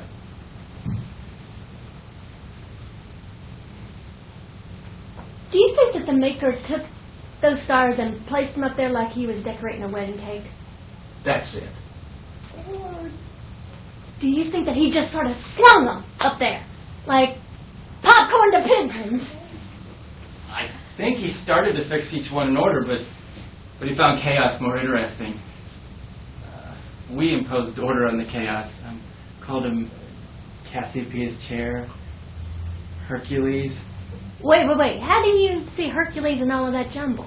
Oh, it's between Corona Borealis and the lyre. Now talk like you're talking to a centipede. Oh, follow my finger. That's the sky. I'm with you so far. 3 stars. I'm going strong. That's Hercules' club. You lost me. Oh, it's like the meaty part of a turkey leg. Oh, got it. Yeah. Follow the finger to 1 star. On there. That's Hercules' fist holding the drumstick. If you say so. Yeah. Where's the rest of them? Now, if you're ever doing this for a camera, this is probably, I have to stop you. If you're ever doing this for a camera, Looking start at to, the and you feel what's happening here. Can you see her face? You can. You know, but you see, can you feel it? You can feel the light. Can't you? Yes. You Can I? understand it? Yes. Yes. All right, when that happens, let the actor know that you're getting your light. Just step over here. Make him put his hand up there. Because, he really is not doing it on purpose. He's not. Oh, sure. You should help him out. And you'll help the whole process out. Okay. And also it goes back to getting yourself in control. Try it. Now, I don't mean, you see, I didn't mean people jump in so completely and leave everything behind that you brought. You're becoming too much enamored of her. This is another thing about the direction. Please try to remember that the reason you have the job when you get it is because they wanted what you had to offer. They wanted you.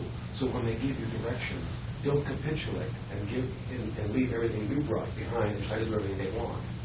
Just temper what you brought with a little of what their suggestions are, because you'll lose yourself. Yourself is what we're looking for. That was wonderful. What happens when you say things like you're getting, look at this. Yeah, I get it. What happens? He's nervous. What happens when we? I love the way we get interested in ourselves. We start acting funny. What an interesting man. Stupid. So predictable. What happens when you say things like, "A wedding cake, birthday cake, A Wednesday. wedding cake," and you really are like, when you stop that one time, it's terrific to see people just change.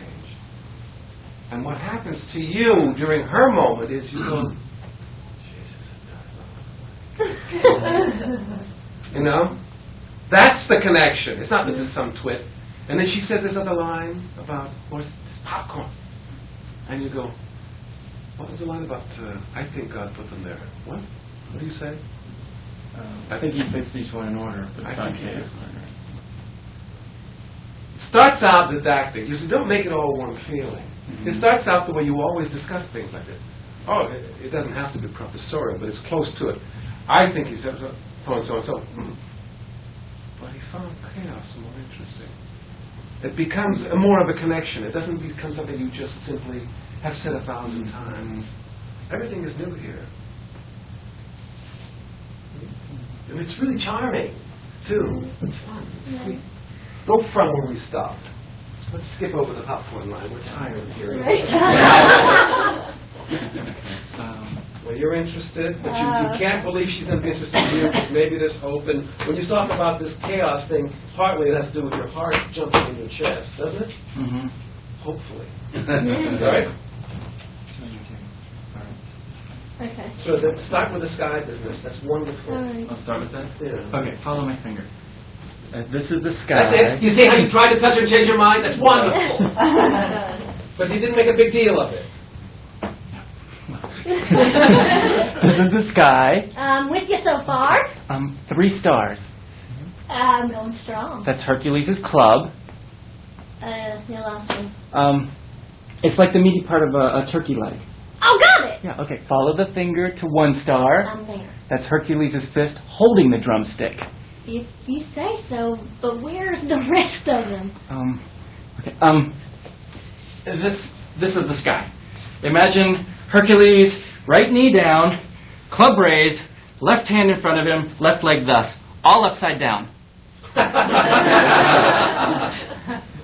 still don't see it, Bob. Well, it's difficult to picture the picture instant.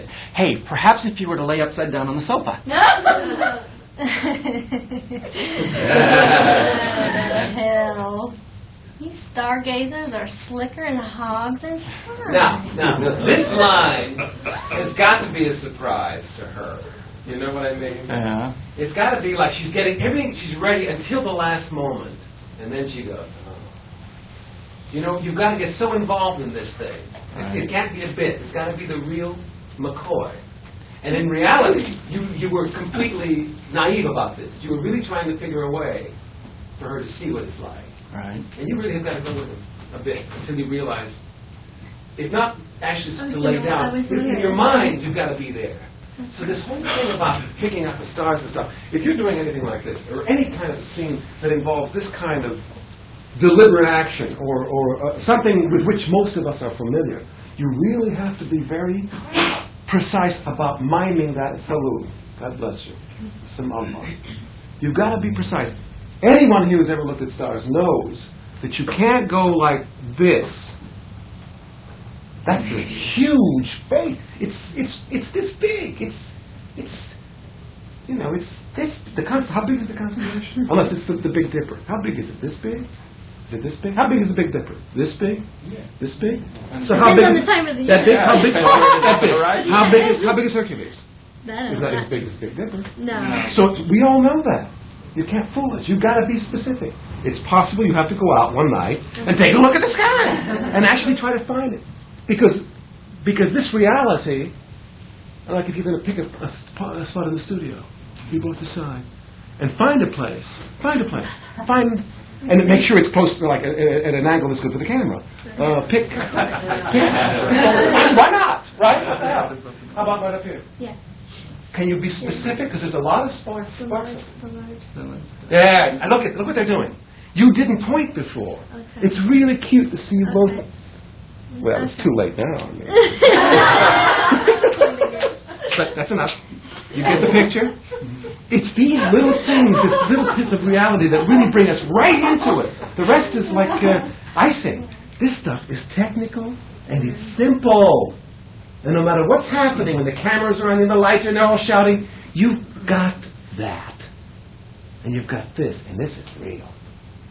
And it really just imbues the scene with such reality, and the rest is just a delight. You didn't do that. I'm terribly disappointed. It's a terrific scene. It's a wonderful scene, and it's really right for you all. Oh, good. Listen, I would really like to come back again. But I insist I get something for the next time. I want to have dinner somewhere. Will you take me out? That's the deal tonight. Oh. I was counting on something else. Well, that was a given, wasn't it? No. I'm going to stop you. But I would like you all to work on these things and come back with them. That'd be great. Okay? All right. Let's start. Let's go on. Okay, But did you sense what happened that one time when you both started looking? Yeah. Did you see what happened? It was It more drew you specific, together. Yeah, also, and you could feel. Yes, and it's really sweet because this connection that you have together is really what the scene's about.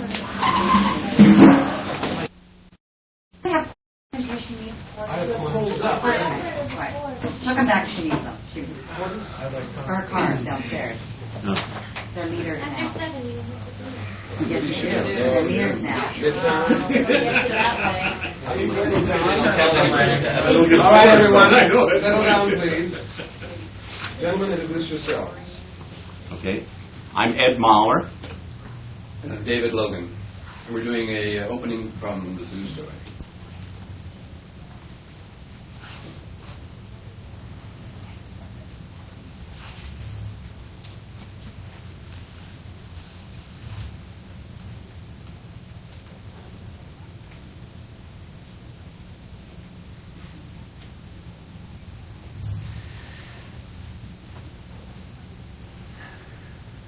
I've been to the zoo.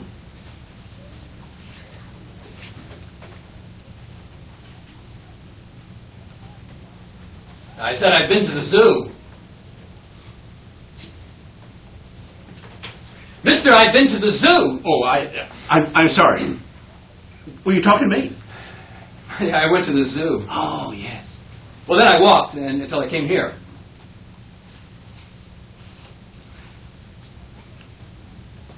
Have I been walking north? Well, I don't know. Let me see. Is that Fifth Avenue there? Yes, it is. Mm-hmm. And what is that cross street there? Down, to the right. Why, that's 74th Street. And the zoo is around 65th Street. So I've been walking north. It would seem so. Good old north. Mm. But not due north. No, not due north. But we call it north. It's northerly.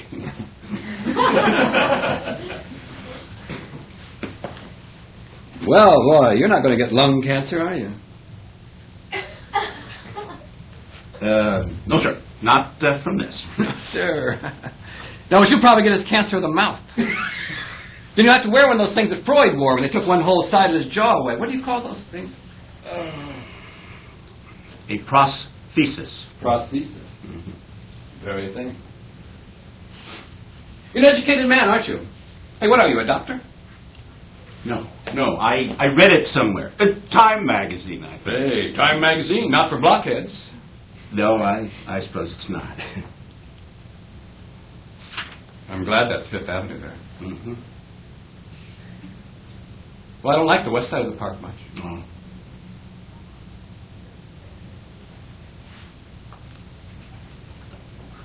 Why not?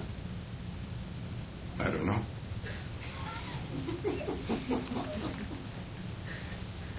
Do you mind if we talk? No. Yes, you do. No, really, I don't mind. Yes, you do. You do. No, really, I don't mind at all.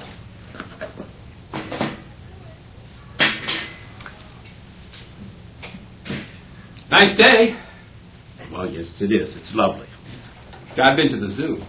Well, I believe you said so. You read about it in your paper tomorrow. Well, if you don't see it on your TV tonight. You have TV, haven't you? Yes, we have two. Oh, one for the children. You're married? Certainly. Hey, it's not law, for God's sake. No, I suppose it's not. You have a wife? Yes. Kids? Yes, two. Boys? No, girls. Both girls. Let me stop you for a second. I think, how's it going for you? Feels pretty good. How about you? It's fine. It's we've done it several times and it's different for a lot of reasons. But What, it's what, what's it several times where? When? here in this kind of situation. What time of year is it? Have you talked about that? Oh, yeah. Yeah. What is it that you, what time of year is it? What time of day? It's 4 o'clock in the afternoon. Uh-huh. It's a sunny day. It's early fall. Sunday, probably. We zeroed it in the, which is when I always come and read in the About park. 4 o'clock. 4 o'clock in the afternoon. I'm trying to think of what the traffic is like then. Well, this spot sort of doesn't exist in Central Park, which they talk about. Not anymore. We went and sat on a bench Yeah. there to. Yeah, that would put you up near the museum. No, it puts us right by the boat Across pond. the street there. The boat pond. Boat pond. Yeah, right. So the spot doesn't really quite exist And anywhere, there's nowhere where there are benches that's not very high traffic, that's fairly isolated, which the setting has to be. It's hard to So see Fifth Avenue. You kind of have to, yeah. kind of have to stake the spot of those. What time of, I'm trying to think about, there can't be much traffic here because of what's going to happen. They can't Yeah, be too right. busy. It's Right. got to be too What- farther away from the What pond. is it that I'm upset about? What is it that doesn't gel? What is the year? Because this kind of thing cannot happen in 1992. No. You know that. It's 59. Yes, 1960s, Can't happen early in 60s. 1970, it can't happen in 80s. It's got to happen in the 60s, Yeah, right? right. Maybe early 70s. But the Well, radical it's things written in would happen 59, so we assume 59, in 60. the Mm, 60s. yeah. Okay. I'm specific about that because you can't do this contemporaneously without us wondering what the hell's going on. Why is he not more afraid? Yeah. Why is he simply annoyed? And is he simply annoyed? You see, I didn't get an annoyance from you. I've got to get something that I've got to see something between the two of you. I see too much agreement from the very beginning, and it's got to be a give and a take. It's got to be someone who comes to the park or does what he does to be alone. He's come out of his house to be here to read. Yes. That implies a solitary piece of business. Mhm. And the way he gets along is to ignore anyone who walks by. He just simply does. It seemed to me that you were trying to ignore him. I was.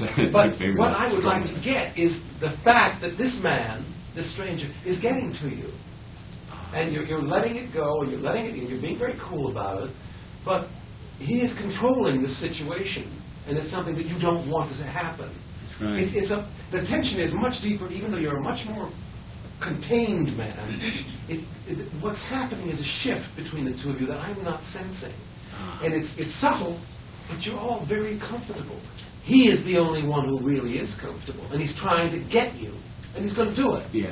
He really is. Yeah. But what's going to happen is the process is not one long build. That's not what life is like, and that's what Albie, I think, represented was a real break from that kind of thing. There's a complex relationship here between the two of you. Mm-hmm. And we don't see that. We don't see you being upset, then finally giving in, then saying no. And this man has lines that really are annoying. And he really knows so well how to get to you. And you're not using those lines well enough because he's already won over. It's like a deliberate usage of things like not for blockheads. You know, boy, you're really something, aren't you? You're really, yeah, you think you've got it under control, don't you? Well, I'm going to show you something that you're not going to believe. You're going to take him on a journey that he doesn't want to go on. And it's got to start earlier in the scene. Mm-hmm. This early part of the scene has got to be a microcosm of the whole thing. So that we see what's started. We don't know where it's going to go, but we see something. It's got to be this. Yeah. But you guys are playing it as though it's going right in a one smooth line. It's more than that. I think that's what we were. It could be possible that this would not have happened. If you had done something different, he would have gone on somewhere else. It's possible. Right. But there's something about him that you want to get. Otherwise, you would have, he was not a victim for whatever reasons, and you just split. But there's something about him that gets to you, and that's not something you've discovered. Maybe it's something the way you move around him. I don't care about the stage directions. It's got to be something that it gets to him. You got to find ways to do that. And he's going to be above it. But it's going to be bothering you, but you're going to refuse to get into it. That's not what we're getting. Yeah. So the scene seems to me to be sitting here waiting for something to happen. It's not so. This is your spot. I think you mentioned it. I'm here, every here all the time. every Sunday. Yeah. It's the only thing I have. Please leave me alone. Right. And this guy is messing it up. Yeah. Mm-hmm. And that's not, I think. Do you agree, by the way? Yes, sir. Am I full of shit? Well, no, I can't. No. This is like, not to apologize, but of course. Don't. No. We do this in an audition scene, and we cannot have not been affected by the myriad things that people have told us, and Right. we've tried to only take the things that we think will work. We know that we're not doing the whole 55-minute play, Right. so we've tried to work on the things that we thought were our strengths, which was to keep the ball flowing. In this case, you're absolutely right. Absolutely. By the way, this is something I would like to have mentioned. When you find something that is really yours, that is a strength for you, absolutely repeat it. Do it. Do it again and again. Because after a while you do it so easily that it's just a pleasure to watch from an auditor's standpoint. And what it involves is people who are pros who can deliver the goods. And that's what you're doing. You're comfortable, you look good, you sound good, you have good interplay. In those terms, fine, you shouldn't change a thing. But there's no reason to work on it any longer. You can do this just to keep it razor sharp at the drop of a hat, I think. Am I right? Well, yeah, we've discussed that this is probably our swan song. As a matter of fact. But No, because it's... But in those terms, yes, you're doing exactly the right thing. Yeah. But as a challenge, then you should do something else just for the fun of it, if you want to still work together. Well, we do, and we were thinking. But see, you were saying what I thought I was doing, but obviously it wasn't coming across. Because I wasn't far off, I resent him, I want to be left alone, it's not coming out strong. It's not clearly enough. What I hesitate is to see you do it so boldly that it becomes obvious. Yeah, yeah. And That's the trap. Yeah. It is, but that's also something you have to risk in rehearsal anyhow. Yeah, because that resentment has got to be that quiet. You're absolutely right. Yeah. Otherwise, it's But it's not a show. obvious. You're right. Yeah. But the idea that this man is saying these really, they're funny things, by the way. And with a good audience, my feeling is that they'll laugh at him, and that, from an actor's point of view, should make you even more pissed off. Isn't that funny? I'm always pissed off at him. But I don't know how you're going to manifest those little idiosyncrasies. I don't know how you'll do it without making it too much more broader. But You tend to do it with your voice, and that's a mistake, to use that solely. Well, it is a problem with the... You have an you both do voiceovers, obviously. We both look for work. Not professional.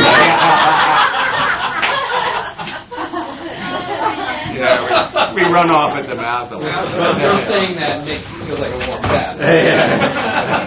I think that if he is to adapt, that either he is so secure and so comfortable and so completely ignorant of you, or ignores you completely, that you've got to figure out other ways to make him rise to the bait. Well, this I think is where actors need the other eye sitting out there to be the audience, I mean the director. We know we're also always doing it for a 1990s audience, and there are certain things like, indeed, no one would sit there. I mean, first of all, he wouldn't be there in 1990, alone in some isolated part of the park. That's right. If someone walked into this setting, he would really say, "What?" Yeah, and you got a little close today too. Well, I was sort of trying to keep it in frame. I mean, that's probably wrong, but well, it's not wrong. But there are those tricky deals. Like he said, I don't like the west side of the park, and okay, and I said, and I'm ignoring him. But this character, me, I can't not turn around and say why. That's right. So, boom, and I'm sucked right back. That's funny. Yeah, I'm sucked right back into the not attaining my objective, which is to get him to go the hell away. But it's all right. We're talking about a very small thing. No, it's. You're talking about why one is in this. I tried to leave this acting, and I came back because I love being on stage. But right now, our concentration of necessity is getting on stage. So even though we want to be artists and we want to do this play right, what we really have to think about is what can we do that will make someone out there get us the damn part, or get us an audition or something. So that colors it incorrectly, but it colors it for the specifics of what we're doing, which is an audition piece for agents or casting directors. I understand. It's very clear, of course, but what you're gambling with, and it's right, if you start getting the work, then of course you're right. Yeah, right. What you're gambling with is a very serious and dangerous thing. And there's nothing wrong with Los Angeles, I'll tell you right now. As a matter of fact, it's where it's happened. But not in the theater.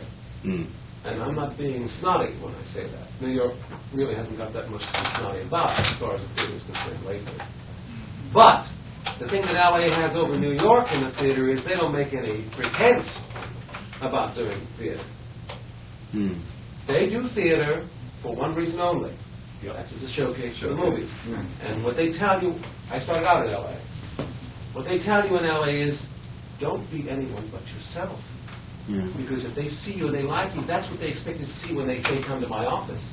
They don't want you to come without your little mustache and your funny hair. That's what they're buying. So that what you're talking about is doing something that will get you the job, and it'll be as inoffensive as possible. That's okay. Listen, believe me, it's fine. But understand what you're getting into. Yeah, it's the flip side of what you were talking about. What you're getting into is trying to please these people. Yeah. Which, you know, is the people who are hiring us about doing theater. They do theater for one reason only. That's as a showcase for the movies. And what they tell you, I started out in LA. What they tell you in LA is, don't be anyone but yourself. Because if they see you and they like you, that's what they expect to see when they say, come to my office. They don't want you to come without your little mustache and your funny hair. That's what they're buying. So that what you're talking about is doing something that will get you the job, and it'll be as inoffensive as possible. That's okay. Listen, believe me, it's fine. But understand what you're getting into. Yeah, it's the flip side of what you were talking about. What you're getting into is trying to please these people. Yeah. Which, you know, is the people who are hiring us. Yeah. But where is it that you inject yourself? See. And if that hasn't been working, then you're doing the right thing. You get into it any way you can, and then start playing games with it. Well, it hasn't been working, so we're certainly getting ready to change things. We hit one. You hit one and I hit one. I see. Well, then you're doing the right thing. Well, but there has to be a little more excitement. I see. Yeah. And we down deep feel that. But maybe you can gear it for different things. If you're doing if you're working for a soap part, do this. Do this quietly, just this way, very easily and gently. Yeah. If you're doing it for a theater, maybe you do it with a little more. Zits. Yeah. Like this is audition way method 1, method 2, method 3. Yeah, true. Plan A, B, C. Let me show you something that this just occurred to me about commercials. I don't think we have to talk about this anymore. I think you know what No, There's no. one thing that will help you, I think, and that is your outfit. You really have to find something that is more in a contrast to him. I don't know if that'll get in the way of getting work, but isn't this that kind of a street person or not? No. Oh, then I'm wrong. No. He is undefinable, I believe. I see Isn't him. that a little crazy? Oh, he's a little crazy. Yeah. But Does he look like he's no, he looks absolutely straight. He just doesn't wear a tie. That's the way I see it. Well, Let me show you something that is true of, used to be true of commercials. I don't know if it's still true. We went through this once. We used to read for there were a lot of commercials in New York City. We used to run up against the same people all the time. They had these calls, these cattle calls. And it was fun because you got to meet a lot of your friends. yeah, right. See the same people. And they'll usually read from, like, if it's for a commercial for 2 people, and there are 2 character guys, they'll say, okay, here's a copy. You know, it's usually the same copy, right? And then they'll say, okay, do the copy. Right. And then they'll look at the camera. Mm-hmm. And they would read, okay, blah, blah, blah, Blah, blah, blah, blah, you're Then the that's auditor a will little say, sour. yeah. Then they'll say, all right, change parts. And invariably, this is what would happen. They would give each other the script, and then would change it. Is that funny? That's funny. But it happens every single time. Do you know what that indicates?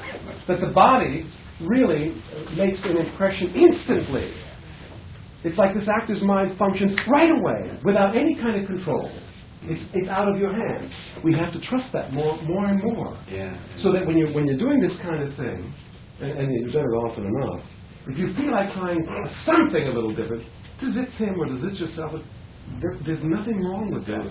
But by the same token, if you find yourself falling into the same traps, you must do something physically different. Yeah. You must physically break those habits. Because if you retain them, it's going to come out the same way. I'm telling you the truth. If you cross your legs the same way, the sound becomes the same. The breathing and the gestures.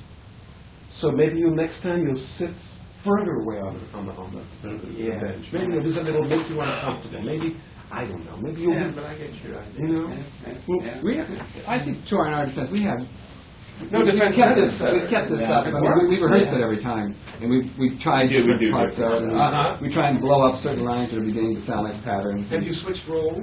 We did that in rehearsal a couple of times. In rehearsal, we did that. Well, we did did, that. yes, we did. I have to tell you, unless you planned it, you're beginning to sound a little bit alike.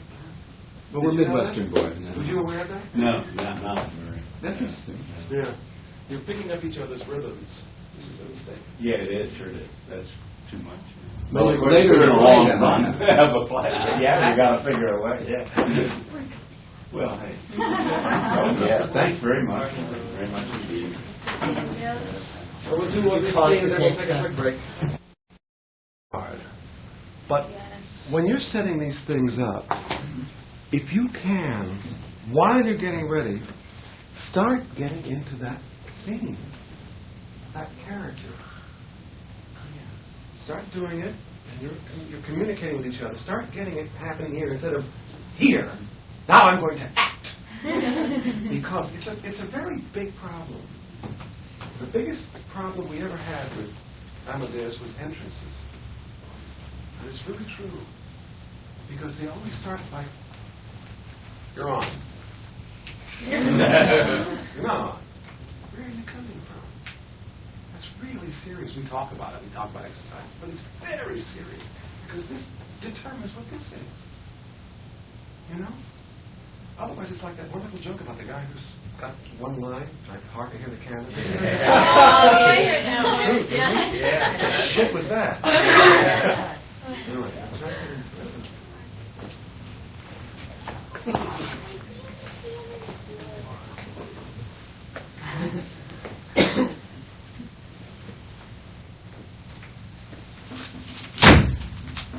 Why didn't you wake me up before you went to work? Do you realize it is 11:30? And what are you doing home at 11:30? I came home for lunch. But you never come home for lunch. Today I came home for lunch. Just answer the question. I forgot the question. Why didn't you wake me up before you went to work? Because I thought you needed the rest. Peter, don't you think that I am the one that should decide that? You? You were asleep. Now you slept through your alarm clock. I tried to wake you up. You called me a dirty goat fucker. You went back to sleep. So I decided that you'd made your decision. I'm sorry. Stop saying you're sorry. All right, I'm not sorry. It's better. Thank you. You're welcome. What do we got to eat? I don't know. We got mayonnaise, onions, maple syrup, and the great American novel.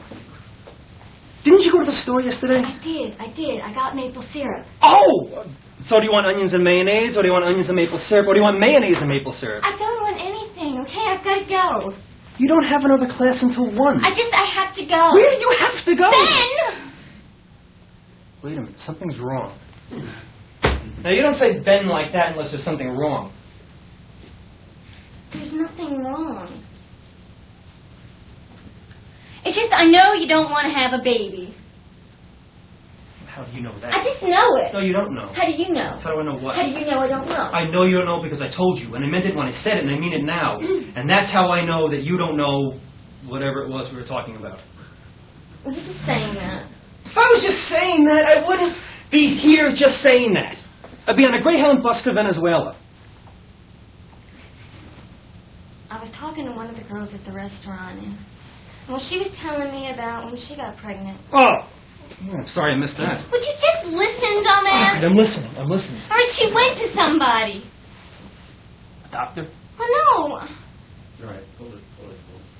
Still, keep the feeling. If we're doing this with one camera, it doesn't make any difference how many cameras. We've got one camera. Even if you've staged it a certain way, you've got to accommodate this camera. There are things you've got to start doing and teaching yourself now. The next time you sit on his lap, sit on that side. So I know, I knew that. the next time you put your boots on, don't put them on down here, put your boots on here. Find a way, because they're going to ask you, and they're going to throw you. Take care of it yourself. When you do a scene with her on this side, make sure that you're open. When you sit down because you want to do this scene, get the chair, deliberately come over and put it down here and talk to him. Sit down here. Unless it's completely wrong. In that case, come down and put this, get it down over here. You know what I mean? The camera can see you, but you're not real close to it. Maybe you don't want to be real close to it. But this is terrible for you. But it's. I only say that because when they ask you things like, would you mind lifting your head? You see, it's not enough.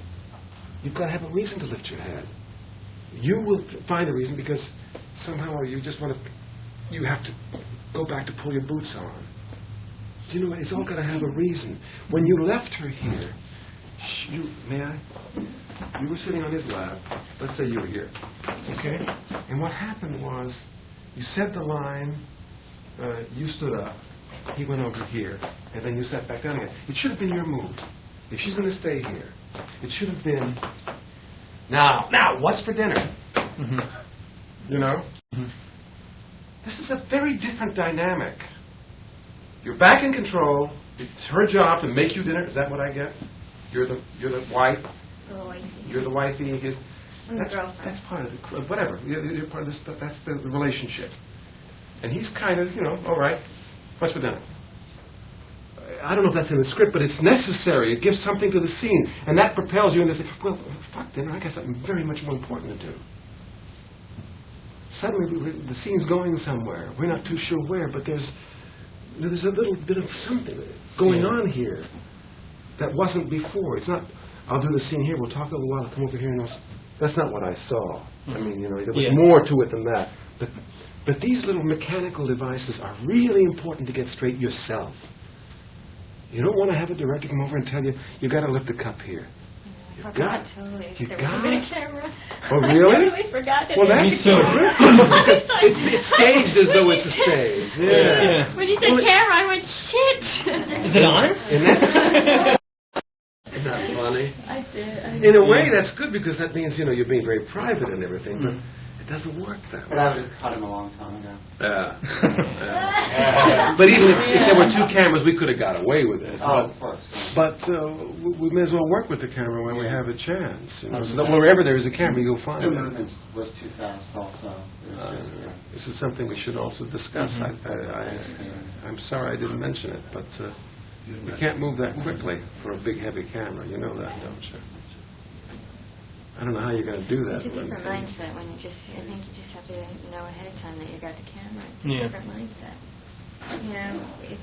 That's Well, the not terrible nice. thing about that mindset that changes is that it throws off everything. No, I just mean you don't go, like, when we were working on it, for stage, it gets really, you get a freer, and if you work on it with that's what camera we're in talking mind, about. you can stay free, but That's what we have to do, is find that same freedom with this in mind.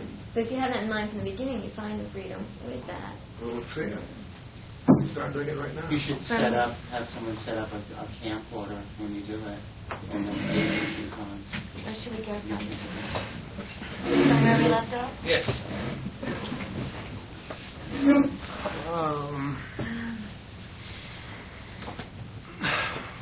She went to somebody. A doctor. Well, no. Well, yeah. Hold on, wait a minute. I mean, she said that it was the easiest thing in the world, and... Tracy. Well, I mean, if she can do it so easy, I don't see why I can't. No. I mean, it's not like it's against the law or anything. No, end of conversation, no. What do you mean, no? Just who the hell do you think you are, anyway? Hold it. Put your chair, please, in the middle of the table. I want you to look straight out for this. It'll be as good for the stage as it would for a camera. All right? Give us your face. You want me? Yes, just straight ahead, okay? Whatever it was that brought you back to the table, whatever you put on the table, I don't know, something, but you're coming out this way. And we're going to, you don't even want to look at her when she starts talking like this. Okay. You can't look at her. Okay, all right.